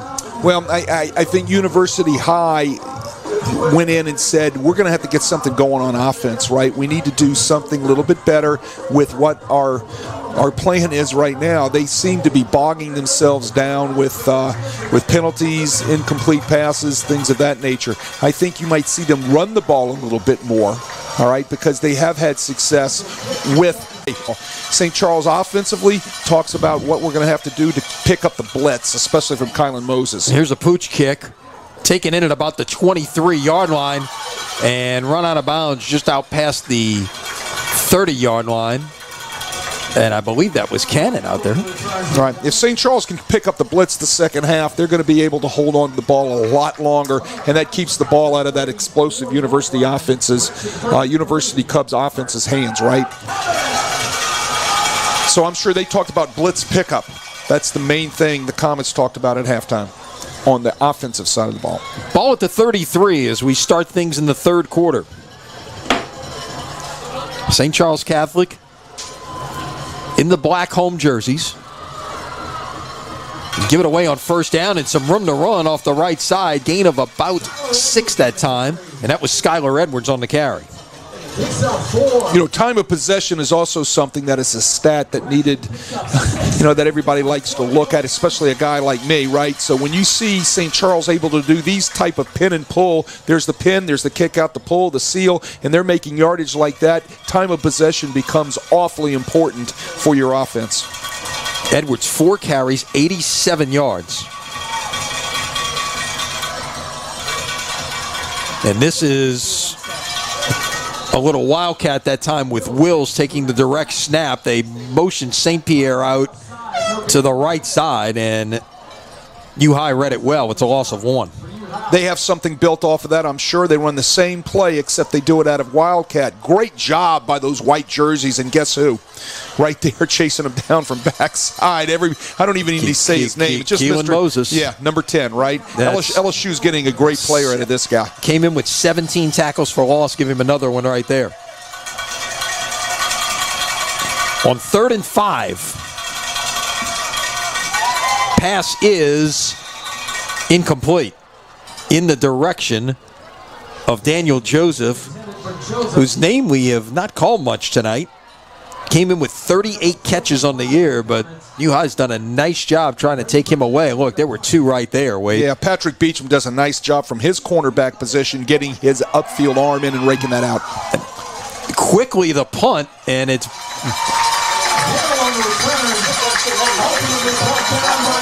brought down. Let's see where they're going to spot the football here. As we get another look at it. They went quickly here, and St. Charles Catholic, a great job of covering it. Gale tried to pick it up on the hop, couldn't handle it, and is finally brought down inside the 20-yard line. Look, you got to catch that football. There's no reason that ball needs to hit the ground. You got to get your hand up if you're feeling pressure and catch the football in the air, right? I think St. Charles is going quick to try to keep University High's return team from setting up their formation on defense. And that will get about Brought down by Cannon and Hilaire. 2 or 3 on first down for Riley Small, who we've talked about a bunch this evening. It's about 3 on Very nice job by Cannon right there, fitting off Stands the him down up. block and coming up to support the run from the secondary was Hilaire. Textbook way to play the counter right there by the St. Charles defense. So a gain of 3 is Small, 2nd and 7. He'll take it here. Try to get to the left side. He's got a little bit of room to run, and we'll get the first down. Out past the 30 to about the 33. You know, University High has some speed out there on the edge. Getting Riley Small out there on the edge like they do right there with the bounce play or the stretch play, you can see how he can accelerate. And once he's out there on the edge and he's running into that secondary, he can turn on another set of jets. Call it a dozen on the play. Put it at the 34-yard line. They'll throw this one in the flat, and a host of black shirts waiting for Granville Anderson after a gain of about a yard. Well, if you're going to throw a wide receiver screen out there, the other wide receiver, those guys got to block, right? Right. There was no blocking that time. That's going to get talked to when they get over there on the. They tried to. And right, but I tell you what, he got blown up. Not a very good job setting up the edge right there. And look at all the black jerseys come running downhill and getting to the pursuit lanes and getting to that ball. So 2nd and 9, run it again, and room to run. Out past midfield, and a potentially touchdown-saving tackle right there. And that is going to put the football at the 41-yard line. And it looks like we got an injured Comet on the play. Another look at the play, Wade. Well, there's that slot formation. They get the kick out, and there's the seal, and he hits it right down inside on the counter, talking about Riley Small, right? I said they need to run the football. That's exactly what they need to do. They need to take Riley Small and run him downhill, and then just when he needs a rest, you bring in number 10, Keelan Moses, and he then runs downhill, right? I think that's where University High can wear out this St. Charles defense a little bit if they run the ball a little bit more often. Unofficially, I've got Small at 104 yards on 14 carries. Got 24 on that last one. Yeah, I mean, look, he's a solid running back, right? But by that big offensive line that University High has, they definitely have the advantage size-wise up front. In the flat, pass is caught. That was Zay Martin, first catch of the night for Martin. Yeah, then you mix a little RPO in. You get the ball out there to Zay Martin off of a play-action look, off the RPO. And you're in business, right? They pick up positive yardage. The ball's thrown behind the line of scrimmage, so if everybody's saying, well, those are linemen downfield, no, it's not, because the ball was thrown behind the line of scrimmage. On 2nd and 6, that was Moses in the backfield that time. Throw it out in a flat, and they're going to call this dead as the ball hit the ground. Gale made the catch, tried to stretch it out, but he was down at the 34-yard line. Yeah, you still pick the ball up and act like it's a fumble, right? Because you never know who you're going to fool. Well, you play to the echo of the whistle, right? Yeah, absolutely. That's exactly what you teach your defense. Great job by the defender there. It looked like, if I'm not mistaken, number 18 making that tackle, Dax Prejean.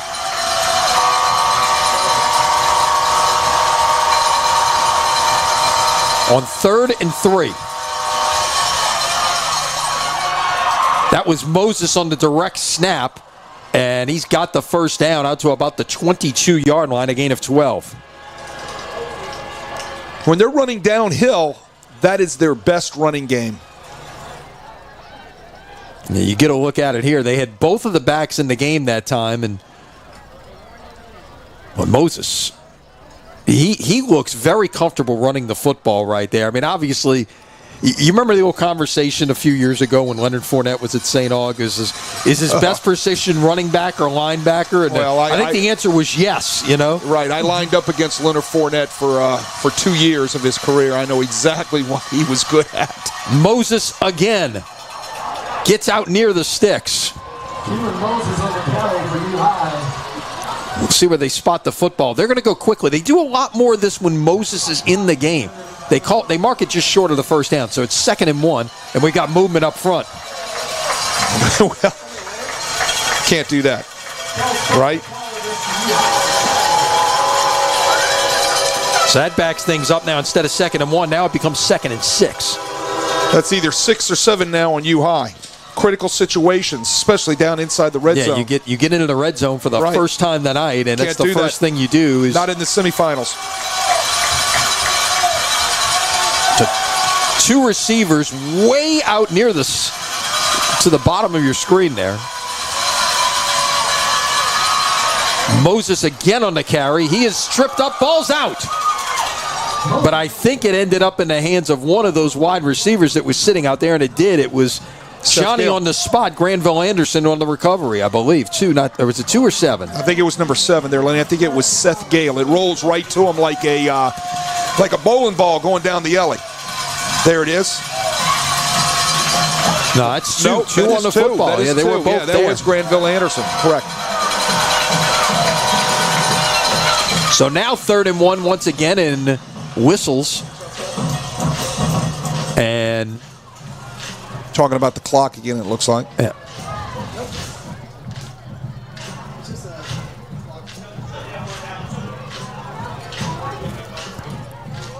So it's a long one, maybe even 2 here to go on 3rd down for U-High as they will wind it now. The clock will tick under 6 minutes to play here in the 3rd quarter. Moses again, and this time he stood up. I'm not sure he got to the sticks. The spot will be everything, and it looks like they marked him short. They brought blitzes off the edge. Look at everything crashing inside and bringing number 26, Rashawn Hillier, off the edge right there.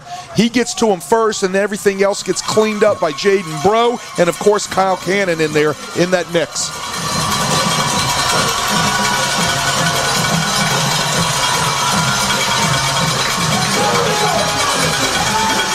I think this is closer to 2 right now here for a 1st down. And now they've gone back to Small at running back. He will get it. He's off the right side. He's got the 1st down. He's inside the 10. It'll be 1st and goal, and Small lost his helmet. He'll have to check out. That's just hard running right there. Found the seam and just attacked it. Well, they get the kick out and they get the seal. I've said that a couple of times already off of that nasty slot look over there. It gave a problem for the defensive end and the linebacker because they had a hat on a hat right there, and that created that seam you talked about for Small to hit it downhill. So at the 9, now it's Moses. Inside to about the 5 or 6 yard line. We'll wait for the spot. It'll be 2nd and goal. 3. He's spotted on the 6-yard line. Yeah, watch Moses make that cut right there. By making that one small cut at the line of scrimmage, he bounces off the tackle and picks up and falls forward for another 2 yards. This is the 13th play of this drive for U-High. It began back at their 19-yard line. Moses again, not much doing that time. He's brought down right at the 5. St. Charles is selling everything out inside into the gaps by pinching all the way down. You can watch the defensive line here if we can get the replay again. Everything's coming downhill inside. See how everything's going down into those gaps? U-High comes with something outside real quick. They might walk into the end zone.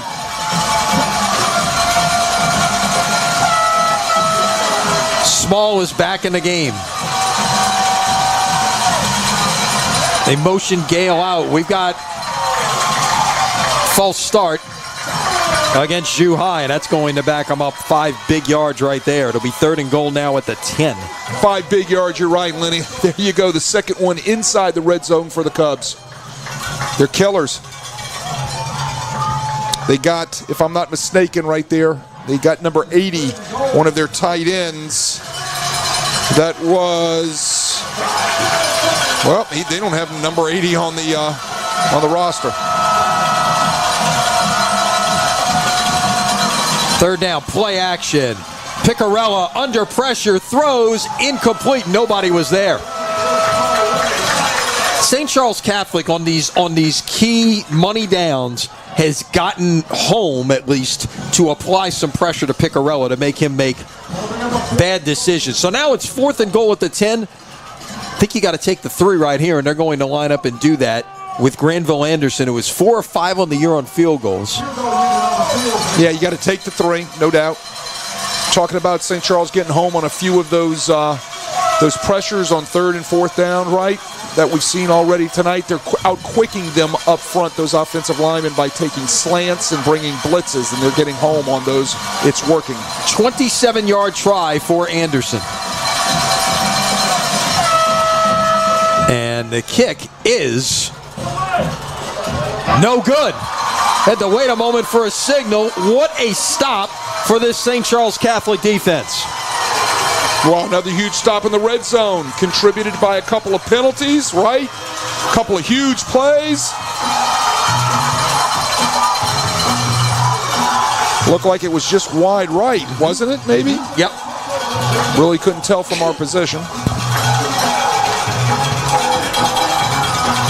So St. Charles, after U-High goes on a 7-minute drive and comes up empty, now the Comets will take over at their 20, leading by 7. Press coverage all over the field. Look at this. Whistles, timeout St. Charles Catholic, I think, before this one could get underway. Let's see. At least the line judge came off the side. Let's see what this is about.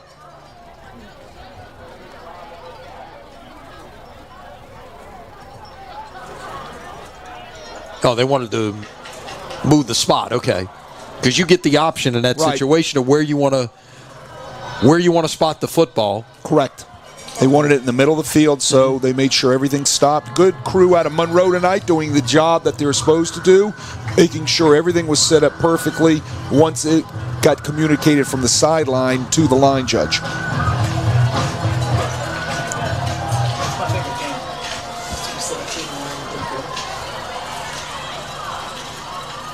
Fake the jet sweep, and that time it was defended as Brady St. Pierre tried to run it up the gut, and U-High defender came off the edge and nothing doing that time. Yeah, they ran that earlier back in the second quarter and picked up a first down off the same play. They go back to the well on it, and that time it doesn't work. No game on the play.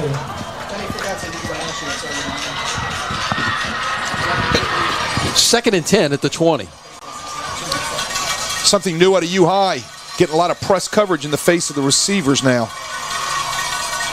Play action. St. Pierre throws in the flat. It's caught. Not much doing that time. Gain of about 1 to Wills.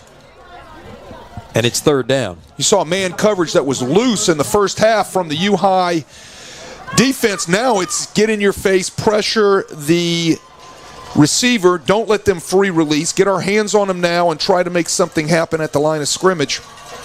So 3rd and, you call it 8. Got to get to the 30. More important, that clock's running. That's exactly what St. Charles wants. They want to eat up as much of that clock as they can each quarter. St. Pierre. Pass down the sideline is caught. 1st down. Daniel Joseph, we hadn't talked about him a lot tonight. He steps up with a big play right there. Out near the 40-yard line, a gain of 17. So what do you do when you get man coverage? You run a rub play. If you're on defense, you call it a pick play. It just depends on what side of the ball you're on. It works perfectly. It opens up the receiver right down the boundary, coming off the rub, onto the rail. Ball's thrown perfectly by Brady St. Pierre. Crescent City Sports is brought to you by Rhino Shield Mid-South. Tired of painting year after year? Go Rhino. Rhino Shield resists chipping, cracking, flaking, or peeling, and is backed by a 25-year warranty. Get your free estimate. Visit rhinoshieldmidsouth.com or call 833-233-7181. Seems like St. Charles has been able to dial up that one play every drive. Just when U-High has them pinned or has them set back, they come up with some sort of big play to move the sticks.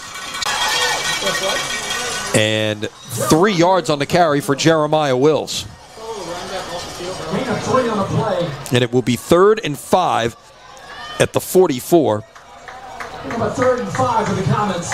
Yeah, we said Jeremiah Wills was the workhorse last week. He was the workhorse for 137 yards against Notre Dame, right? Tonight, Notre Dame. tonight Right. 10 Cat 4th. This has been unbelievable. Everything we hoped for. 7, U-High nothing. You are watching high school football from Crescent City Sports.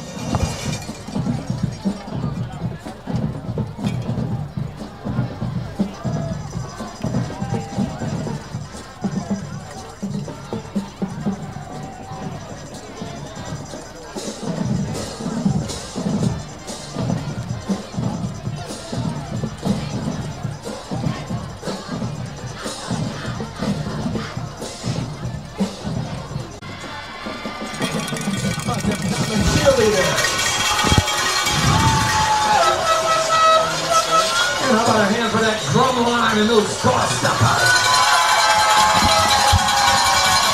All right, we get set to start the 4th quarter here with St. Charles Catholic playing a 3rd and 5 at the 44-yard line. Lenny Van Gilder, Wade Kaiser with you from LaPlace. Chip Merritt, our producer this evening. Matt Merritt, Pearson Morgan, bringing you the pictures of what has been a dandy semifinal. You like defense, you've gotten it tonight. 7-0 Comets as we go to the 4th. St. Pierre rolls, pass, should have been intercepted in and out of the hands of Tommy Green, the senior free safety. Yeah, Tommy Green should have had that. You know, that's uncharacteristic right there of Brady St. Pierre to make that throw, right? Not a good throw. Bring up a 4th and 5. You should get another look at it here. See the rub routes again right there. You got the ins and the outs and the break off right there. And I think his timing was a little off as well as his height on the pass. Tommy Green wants that back. We got an injured player back at the 34-yard line for U-High. And is that Moses? That's Moses. Looks like Is it a cramp or he's working out something in his lower calf.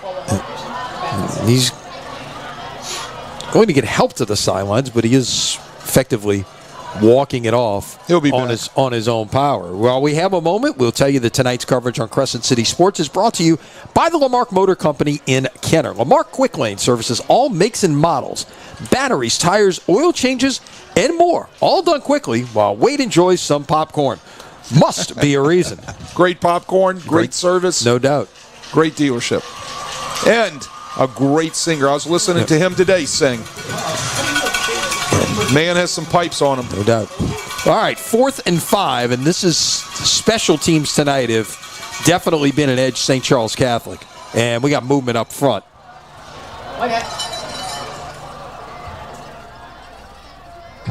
And that's one of those that I think the right end started to move a little soon, but it's also one of those things where if you start to show something there, it's 4th and 5 or less. If you can get U-High to jump, you might pick up a free first down out of it. So now it's 4th and 10 back at the 39-yard line. And the punt will roll. Friendly St. Charles Catholic roll, and it will stop dead at the 24-yard line. Excellent directional punt away from the returner, Gale, right? Gale had a huge punt return for a touchdown last week. And you can see in the game plan was number one, when you have to punt into the open field to him, punt away. And that was an excellent directional punt. 37 yards that time Right. on the punt by Braden Bertucci. Above his season average. All right, so U-High begins at the 24. Emil Picarella with Riley Small alongside. Looks to throw, not there, and he's brought down behind the line. And that was Jaden Bro from his defensive end spot, came in with 9.5 sacks. That'll be a loss of 1. Look, you got to credit that secondary of St. Charles there. Nothing open, and it's kind of been the same way all night. Picarella has had to hold on to that ball a little bit too long and then decide to get out of there, and that time Jane Bro comes up with another sack. Give it away on 2nd and 11, and About 6 for Small on that one. It'll be third and manageable, about 5 to go. Small has been outstanding. 115 yards on the ground. Yeah, solid rush for 124 last week against Lake Charles College Prep in the quarterfinals. Closing in on 900 yards on the season. Picarella throws, pass is low in the direction of Anderson. It'll be 4th down. Another nice job by the St. Charles defense in their coverage, sitting back there in zone, right? Just letting them break their route, and then they're driving the ball hard, keeping the quarterback's eyes in front of them, making sure that they're getting to the right spot to get their hands in to deflect these passes. So with 10.5 to play, St. Charles is poised to get it back with a 7-0 lead. Punt is away by Anderson. This will check up and be downed at the 37-yard line.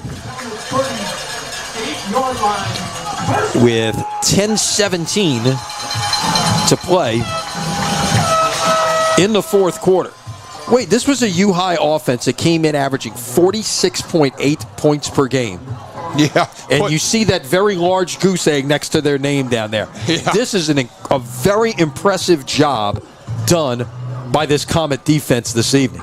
Yeah, I mean, some of the numbers they put up, right? I mean, 40 points on Woodlawn, 31 on Catholic Baton Rouge, right? Mentorship, 55, Port Allen, 49, 48 from Wallace County, even in the playoffs, 107 in 2 games in the playoffs. Yeah, it's been ridiculous, right? Not much doing on 1st down by Skylar Edwards. U-High's done a much better job here of dealing with Edwards in the second half. Right, but the key here is, and it's just a 7-0 game, I understand that, but it's going to force U-High, if this clock keeps running, into doing some of the things that they don't want to do. It's going to have to put the ball in the air every play, right? And not be able to use any of their running game at all. So that's what St. Charles is doing, huddling up, dwindling down this clock, just whittling away at the wood. Make it a timeout coming here. Their play clock's under 10. I see them walking over to the sidelines, and I think Wayne Stein's going to use a timeout. Using field position also in that category of the elixir you're trying to mix up in a game plan, right? No doubt about it. No doubt about it. So again, next week, all of tonight's winners head to the Dome. 8 games in 3 days. The Division 4 games are Thursday, and then we get on Friday. It's Division 2 non-select, Division 3 non-select, and the Division 1 select is on Friday night. That'll be the featured game. And then on Saturday, it's Division 2 select starting things off at noon, followed by Division 3 select, which is this bracket here, at 3:30. And then the final game of the night, the Division 1 non-select championship at 7, will wrap things up next Saturday. Let's quickly check in on first quarter now in Shreveport. Calvary leads Newman 14-13, so they're going back and forth early. Yeah, I've heard a lot of great things about that Calvary Baptist football team. I hear they are loaded athletically.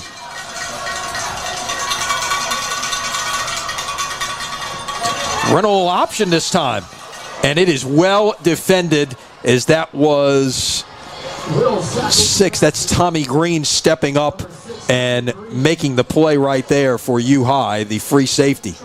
Yeah, it's belly option, right? They're going to fake the belly to Monica, and they're going to pitch it out there trying to get that strong safety to bite inside on the belly, but he had no doing. Tommy Green does a nice job. He has pitch responsibility. He was sitting right out there for the pitch, and there's a huge loss on that play. Loss of 5. It's now 3rd and 17 back at the 30-yard line. Got to get it to the 47. Middle screen. Set up nicely, out past the 40, 45, first down Comets. What a call by Ty Monica, as that was the tight end,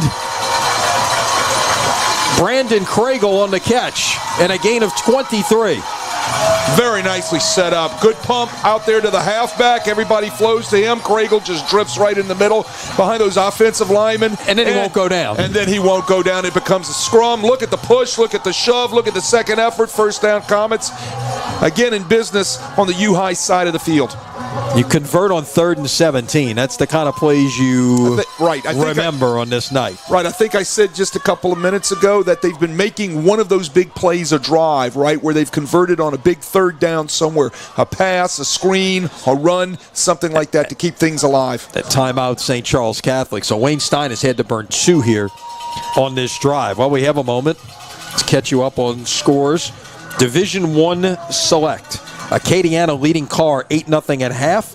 Catholic leading Rummel 14-6. That is at the half. His second quarter in Division I non-select. Dutchtown leading Zachary 7-6. Ruston over Mandeville 14-0. Division II select. Lafayette Christian first quarter leading Turlings Catholic 21-14. First quarter, St. Thomas More and Shaw tied 14-14. That a little bit of surprise to you? Yes, it is. Wow, I tell you what, those Shaw Eagles are playing good right now. It must be in the water. That's what Hank Tierney says on that west bank of Jefferson Parish. It must be the water. That's it. In Division II non-select, Cecilia leads Northwest 35-18 second quarter.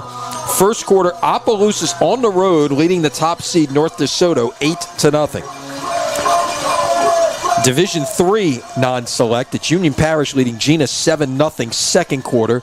St. James and Sterlington tied 7-7 in the first. Oh, a little Philly special here. And it's caught by St. Pierre, first down. Tell you what, Lenny, they caught him in the perfect blitz. They blew both inside linebackers in the A-gap, so they could not get outside. It was a perfectly timed play to figure out to catch U-High in the blitz. Here comes the blitz. Watch, there they go, right there. They fake the reverse and throw the Philly special out to St. Pierre. He's wide open. Why? Because the linebackers are going inside. Great execution. That was Tucker on the pass, threw it to St. Pierre. It'll go as a gain of 18. Trying to bounce it outside on first down. Not much doing. But I tell you what, that is one-man effort right there to turn that into a 4-yard gain. And that could have very well been a horse collar as well. Right, I think that's what everybody on the St. Charles sideline is screaming about right there. Great effort. Here comes the almost horse collar or horse collar that wasn't called, right? But a great effort by the Comets right there is staying with the play to pick up extra yardage.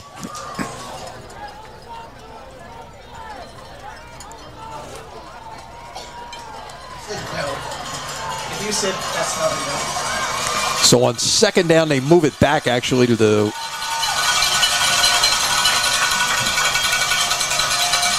back to the 28. So they didn't allow a lot of that scrum yardage to get in there.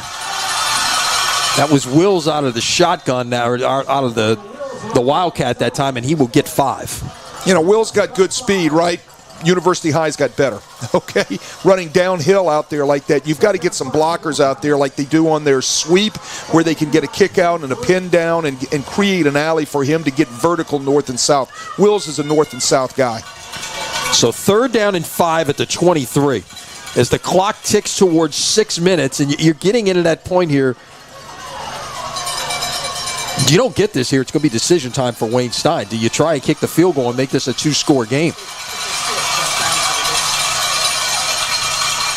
Jet sweep. Wills near the first down marker, but just short. It's going to be 4th and about 2. And here comes your decision. And here comes your decision. It would be a 37-yard field goal. And here comes the field goal unit.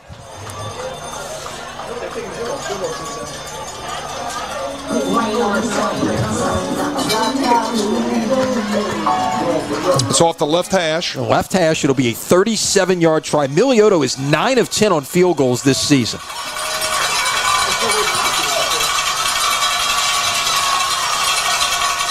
On the way, it's blocked.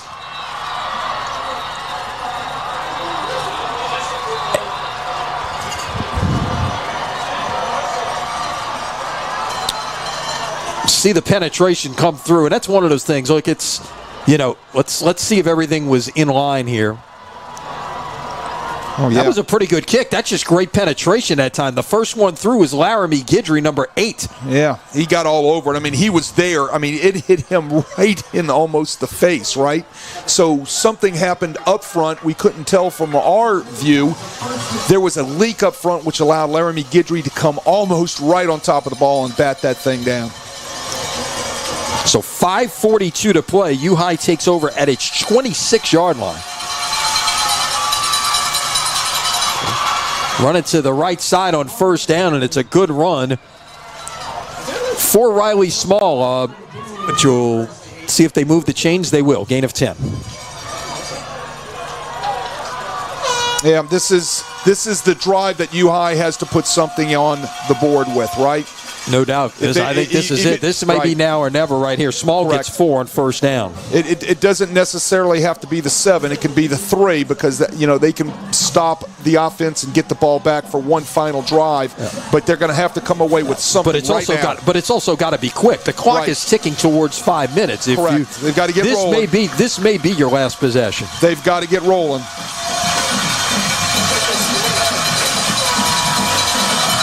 Second and 6. Again, it's Small, and he's short of the sticks, and guess who? Kyle Cannon in the middle of that 22 once again. Yeah, great football player. Like I said, Southeastern is going to get a really solid athlete and a solid football player from St. Charles Catholic and Kyle Cannon.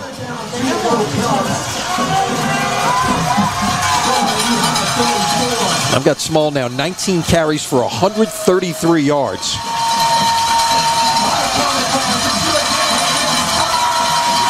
Three receivers to the top of the screen. On 3rd and 2, Picarella fires. Pass is incomplete. Took the deep shot on the post, and it was well defended. I believe that's Caden Foster, number 7. And the U-High receiver, Zay Martin, is injured at the 25-yard line. Yeah, Caden Foster, watch him come across the top from his corner position on the post route. Holy smokes, makes a great play with his left hand, which is the proper hand on that play to defend. He was in step with the post route right there. Post was not on top of him. Makes a nice play in the end to bat that ball away. That's the second big play tonight Caden Foster has made, knocking the ball away in a tight situation with a University High receiver.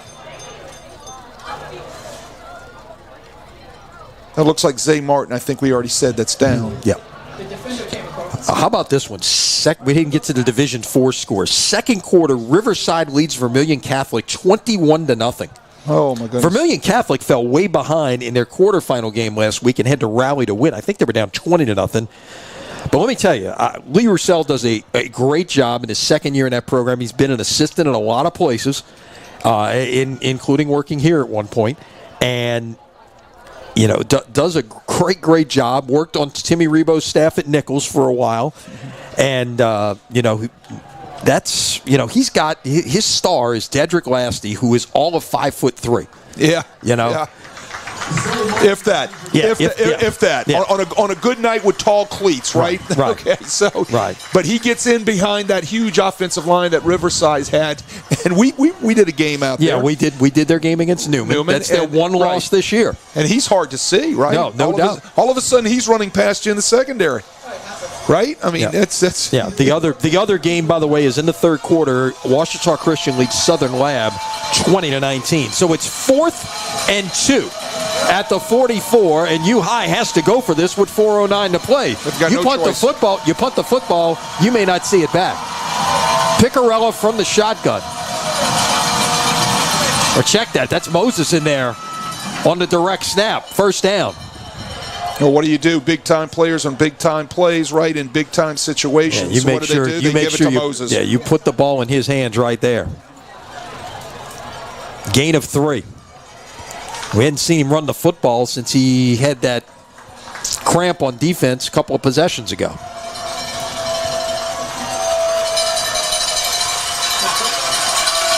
So at the 47, you see it's inside 4 minutes now. Picarella this way, pass is caught And Gale is met in a hurry by Caden Cambry, the senior cornerback. Great job. Watch him drive this football, Lenny. Coming from his corner position, gives room, drives him, meets him with a perfect tackle right there. He just needs to be careful there at the end. He does not need to stand over the receiver and taunt. Right. The thing that's happening, we see here tonight, after this 2nd and 6,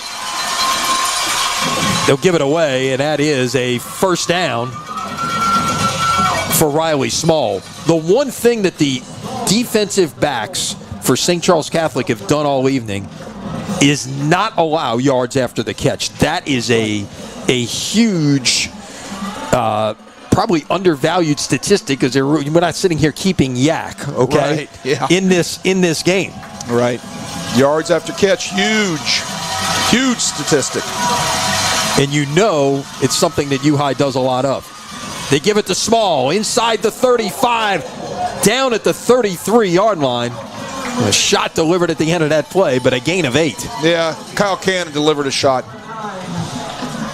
Right? Nice job up front by that U-High offensive line, blocking over there on the right-hand side. They seem to be wearing things out over there right now. Kyle Cannon comes up to make sure that thing doesn't go any further and puts it into the play. 2nd and 2 at the 33. We're under 2.5 to play. Once again, this is the guy you got to be feeding right now continuously, and that's Riley Small. Until a St. Charles defense has an answer to stop Small, I think you've got to feed him. They're going to have to slant that. They're going to have to do something with that nasty slot to be able to blow it up because they're wearing it out right now. He gets it again to about the 16-yard line. Make it to 17, gain of 4. They found something over there on that St. Charles left-hand side of their defense, and they are just pounding it right now. And let's see. U-High will use a timeout. They're first of the half with 2:01 to play. When we come out, they will play a 2nd and 6 from the 17-yard line. They'll put 2 seconds back on the clock. 2:03 to play now.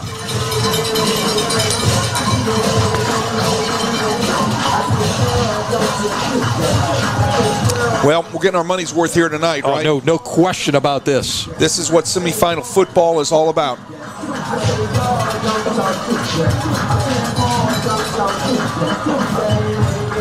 All right, now I'm sure if you're Andy Martin, you've talked about it. Let's just split. We're at the 17-yard line right now. You're down to 2:03. You score. Do you go for 2, or do you kick the extra point and play on? I think you've got to see how you get down there, how you score, right? And what the gut feeling is at the time after the score. I don't think you can make that call right now. Okay. Does that make sense? Mm-hmm. I've got to see how I get there, how I score, and what is the situation on the field with my players and their players. Now it's Moses in the backfield. Play action. Pass is caught. 1st and goal on the catch by Gale. They'll put it at about the 5-yard line, make it the 6. A lot of room over there between the corner and Gale, right? Gale just gets inside the cornerback with that looseness they have over there, and the ball's delivered nicely. Running on 1st down, Moses to about the 3 as we tick towards 1:40 to play.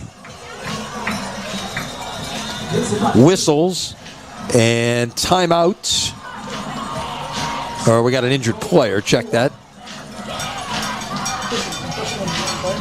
Comet is down that looks at the end of the play, and I believe came calm. Or no, it's Bertucci. Bertucci. No, it's Bertucci. I didn't see.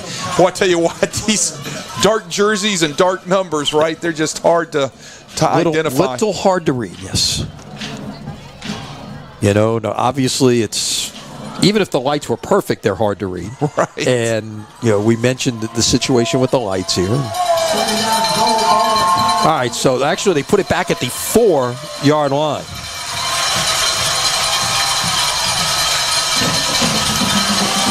Can the Comets come up with a stand?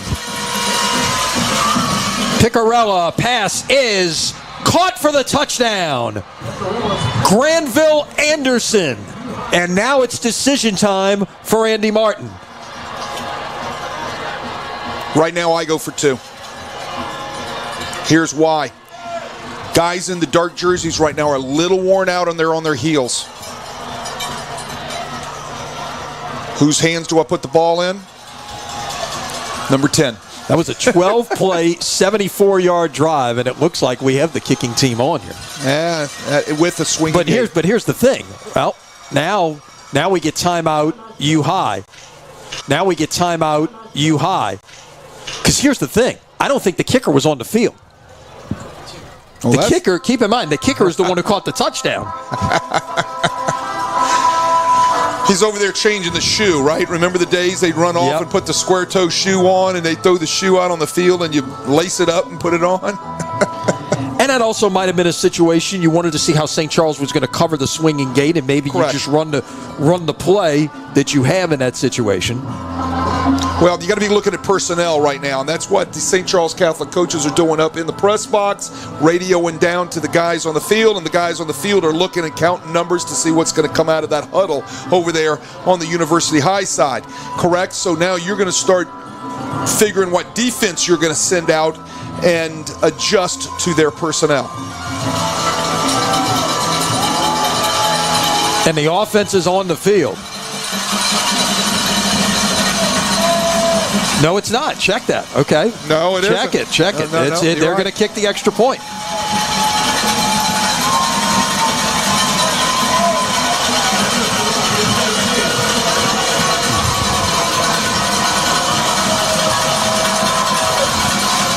For the tie.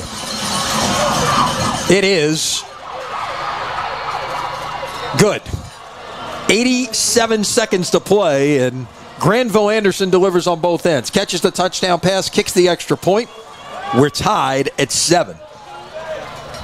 Well, both teams still have a timeout left. 1:27 seconds left. It's still a lot of time.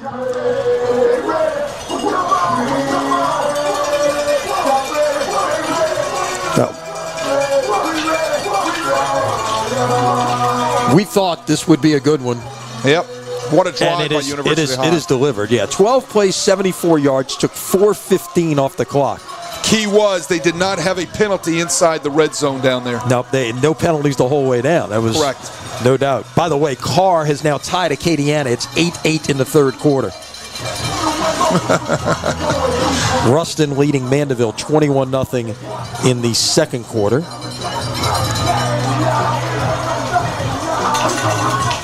Calvary now leads Newman 21-13 second quarter. St. James and Sterlington tied 14-all in the second quarter.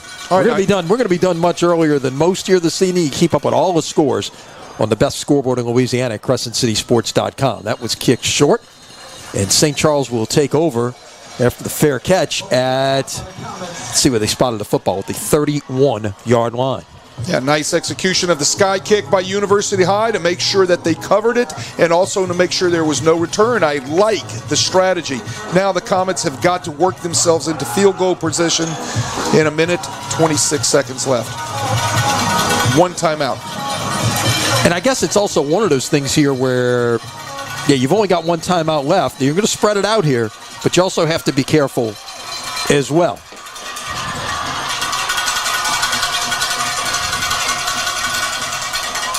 St. Pierre rolls left, fires, pass is incomplete. Yeah, everything covered up by white jerseys down there. Man coverage, we've seen it all night with a free safety across the top, man free. University High all over it, nowhere to throw the football.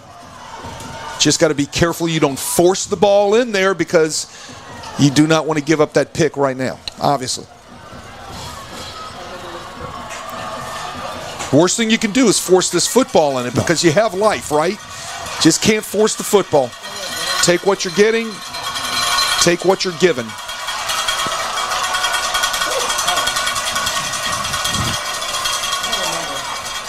Rolling right, pass is caught. Will be short of the first down, as that was Daniel Joseph on the catch. Give him 7, it'll be 3rd down and 3. Yeah, Joseph runs a very nice comeback route. It just wasn't deep enough to get the sticks.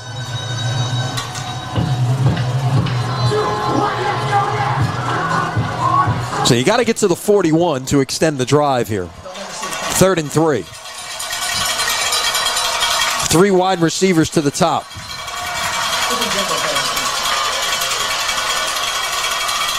quarterback draw, and it is well defended. And one of the first guys there was Keelan Moses. Yeah. Not only making the tackle, but also trying to rip the football out, right? And I think U High just used their last timeout here with 1:07 to play. Yeah, very smart timeout. Yep. It's going to force St. Charles into a punting situation right here.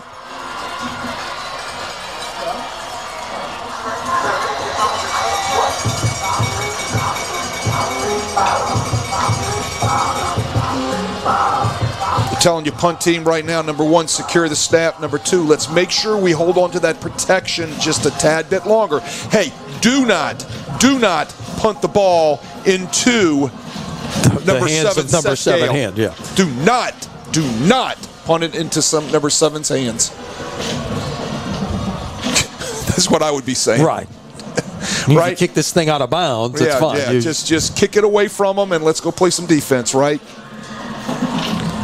But you practice it all week, and it's what you do all week in practice that's going to come out in 1:07 seconds.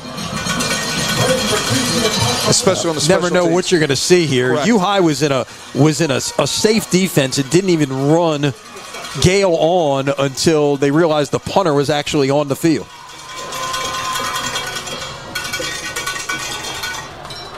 This is well done. And it's going to roll inside the 15 to about the 14-yard line as we go under a minute to play in regulation. 49 yards on the punt and roll by Bertuzzi. So what do you do here, Wade, with 86 yards away and 55 seconds left? Do you just play for overtime right now, or and not take a chance of a turnover deep in your own end? Or do you try to do something? I think you try. I think you've got to be you, right? You've got to try to push that thing out of there. Get yourself in a situation where you can take some shots deep down the field, right? Well, looks everybody's in tight. This looks like a kneel down. Overtime. Yes, and what's interesting here is they do this out of the gun. That's no big. And again, you saw what happened earlier when they tried to take a snap from under center. Piccarella fumbled it. Correct. That's just that. I'm sorry. That amazes me. Look, you can't keep going back here, right? So this is second down. Well, it's at the 9-yard line. You just got to snap it once more. Yes. But look. Although I would tell you this, okay. Right now, if I'm Wayne Stein, I might think about calling timeout and make them snap it again here. Have to do something that's out of their rhythm. Thank you. Exactly. You took the words right out of my mouth. Make them snap it, especially in a shotgun, and kneel it down that back there because there are mistakes that are made, right? So here we go. End of regulation, tied at 7. If you're new to high school football, overtime in high school football similar to college, except instead of the 25-yard line, you will play it from the 10-yard line. So it's basically a 4-down game at this point from the 10. And one of these teams is going to have an overtime win to get to the Dome.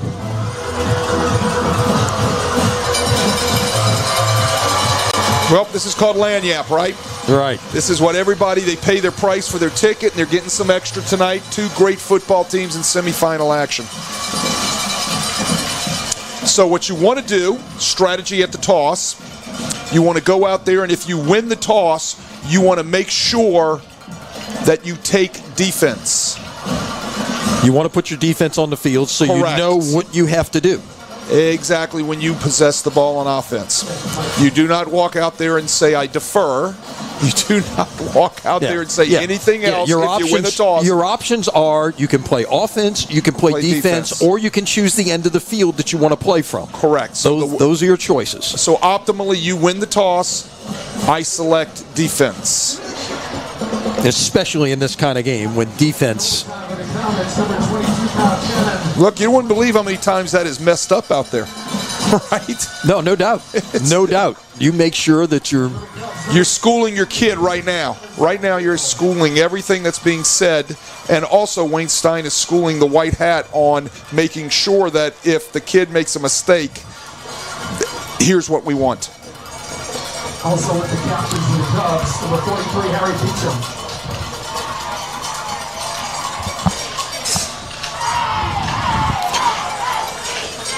All right, so the captains will meet at the center of the field as they did, about 2 hours and 5 minutes ago. And they're going to play rock, paper, scissors to decide who goes to the state championship game. Now, we're just kidding here. No, we will actually flip a coin and come down to it. What a game this has been. Yeah, we talked before the game. We've had 3 playoff games decided by 20, 40, and 40 points. We were due a good one, and we have had a dandy here this evening. Official is reminding them of the options.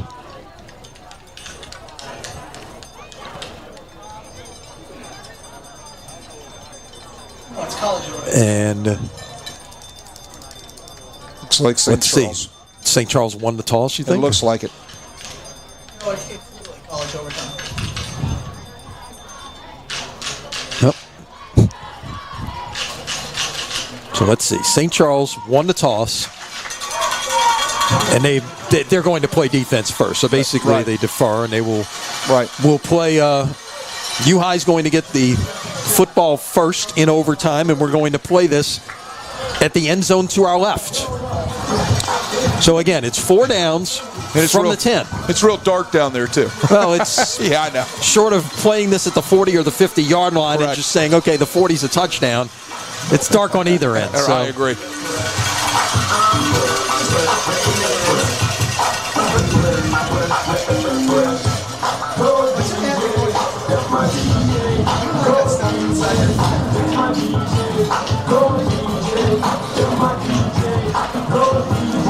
Did you have plays as a coach that were saved for a situation like this if you went to overtime? I mean, obviously, I know you got 2-point plays, but yes, we went each week in with our overtime package that we had offensively, right? Depending on, of course, whoever we were playing, right? And we had those right there on that card.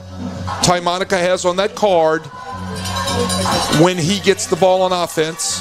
All right, the coach, the offensive coordinator for the U-High Cubs, right there in that card as he's coming out on offense, has play number 1 from the 10.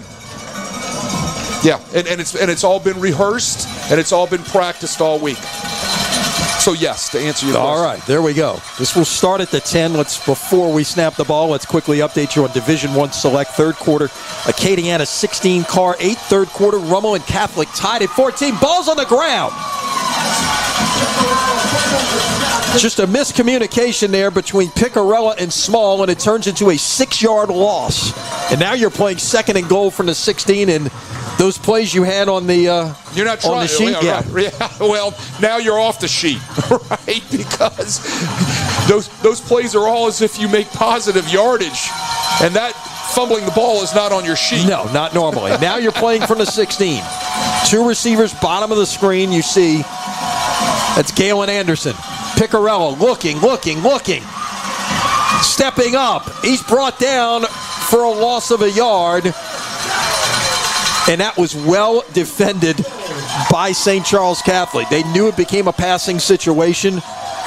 Yeah, Matt Loop was the guy that was applying the pressure there, number 69, if I'm not mistaken. If I could see his jersey here, remember, it's kind of tough with the blue and the black.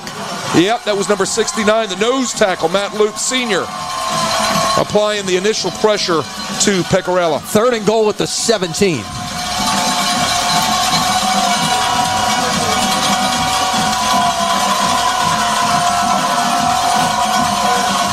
Picarella throws. His arm was hit as he threw. I don't know if this is a live ball or not. Did they call incomplete? I guess they did. It's 4th down, and it looks like you got to send a field goal unit on right now. You want to know who got the arm, Lenny? I'm going to take a shot. It was 22. It was 22. Kyle Cannon coming off the edge, blitzing from his outside linebacker position. They brought him from both sides. He got home. He beats the block. Ball's up in the air. Incomplete pass. Here comes your field goal shot.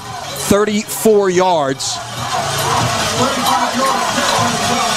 They're going to put it down at the 25, so it'll be a 35-yard attempt here for Anderson to give U-High the lead.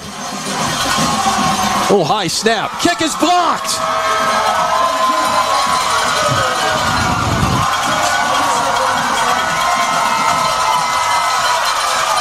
see if we can get a look who got there on the block field goal. A ton of penetration coming through those white jerseys. Couldn't get a number, but there was like a meeting of black St. Charles jerseys in the backfield. I think that's 5. That's Caden Cambry off the edge who got there. It does look like number 5. So now St. Charles will begin at the 10-yard line. And you got a kicker. We've seen situations here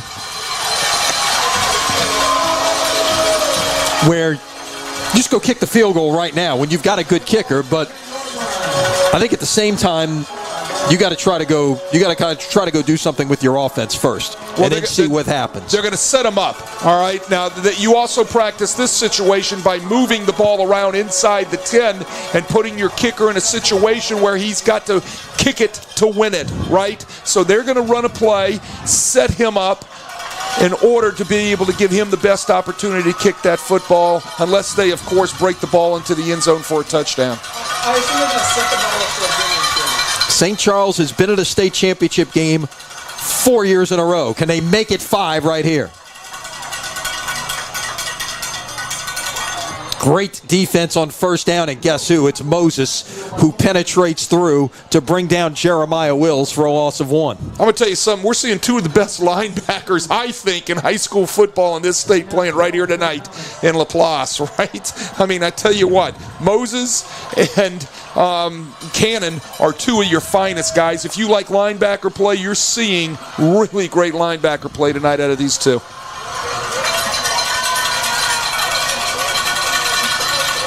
Second and goal at the 12.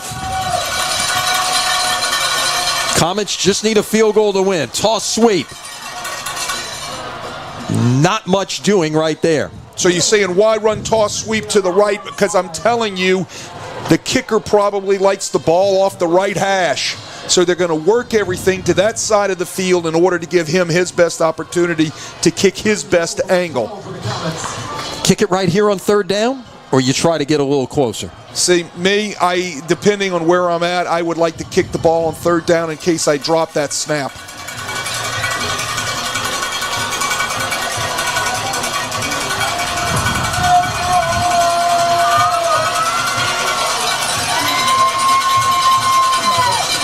That's what I thought. Oh, I thought they were going to try to draw him off sides. Running up the middle, and they're going to get a lot closer here and get towards the middle of the field to about the 5-yard line, and that was Edwards on the carry. I thought they might have been trying to draw him off sides there. Motion, movement, eye candy. So it's 4th and goal, and it is all on the leg of that young man right there. Tyler Miliotto, the sophomore. He came in 9 of 10, got 1 blocked in the 4th quarter. Well, let's see where they put this one down here. They're going to put it down at the 13. It's right in the pretty much the middle of the field here. It's a 23-yard field goal. Timeout, St. Charles Catholic. They were a little off system there trying to get this all in. You don't want to ice your own kicker, but at the same time. Well, Miliotto ran out there, and look, you've got to make sure your tee is set 7 yards from the ball, right? And he looked a little disheveled right there. I don't know if he was counting his yards. Then he tossed the tee to his holder, and his holder set the tee, right?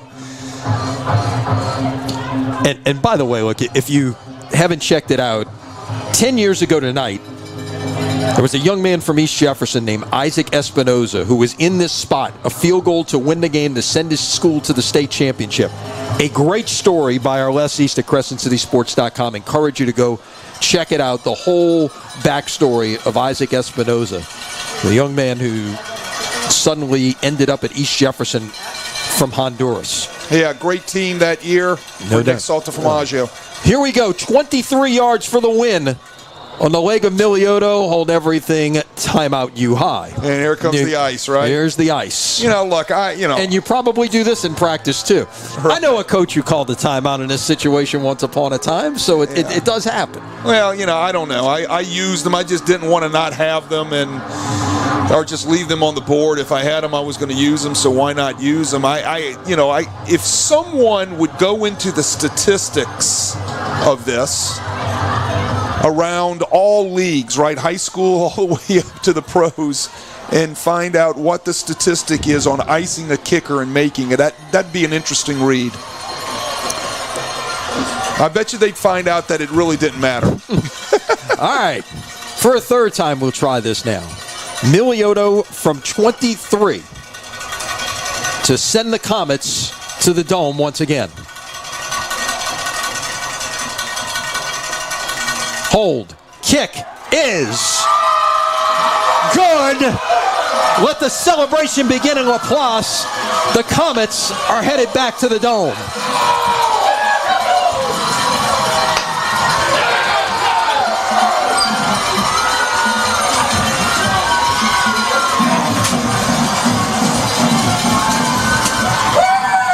Miliotto from 23 yards out wins this for St. Charles Catholic 10-7 in overtime.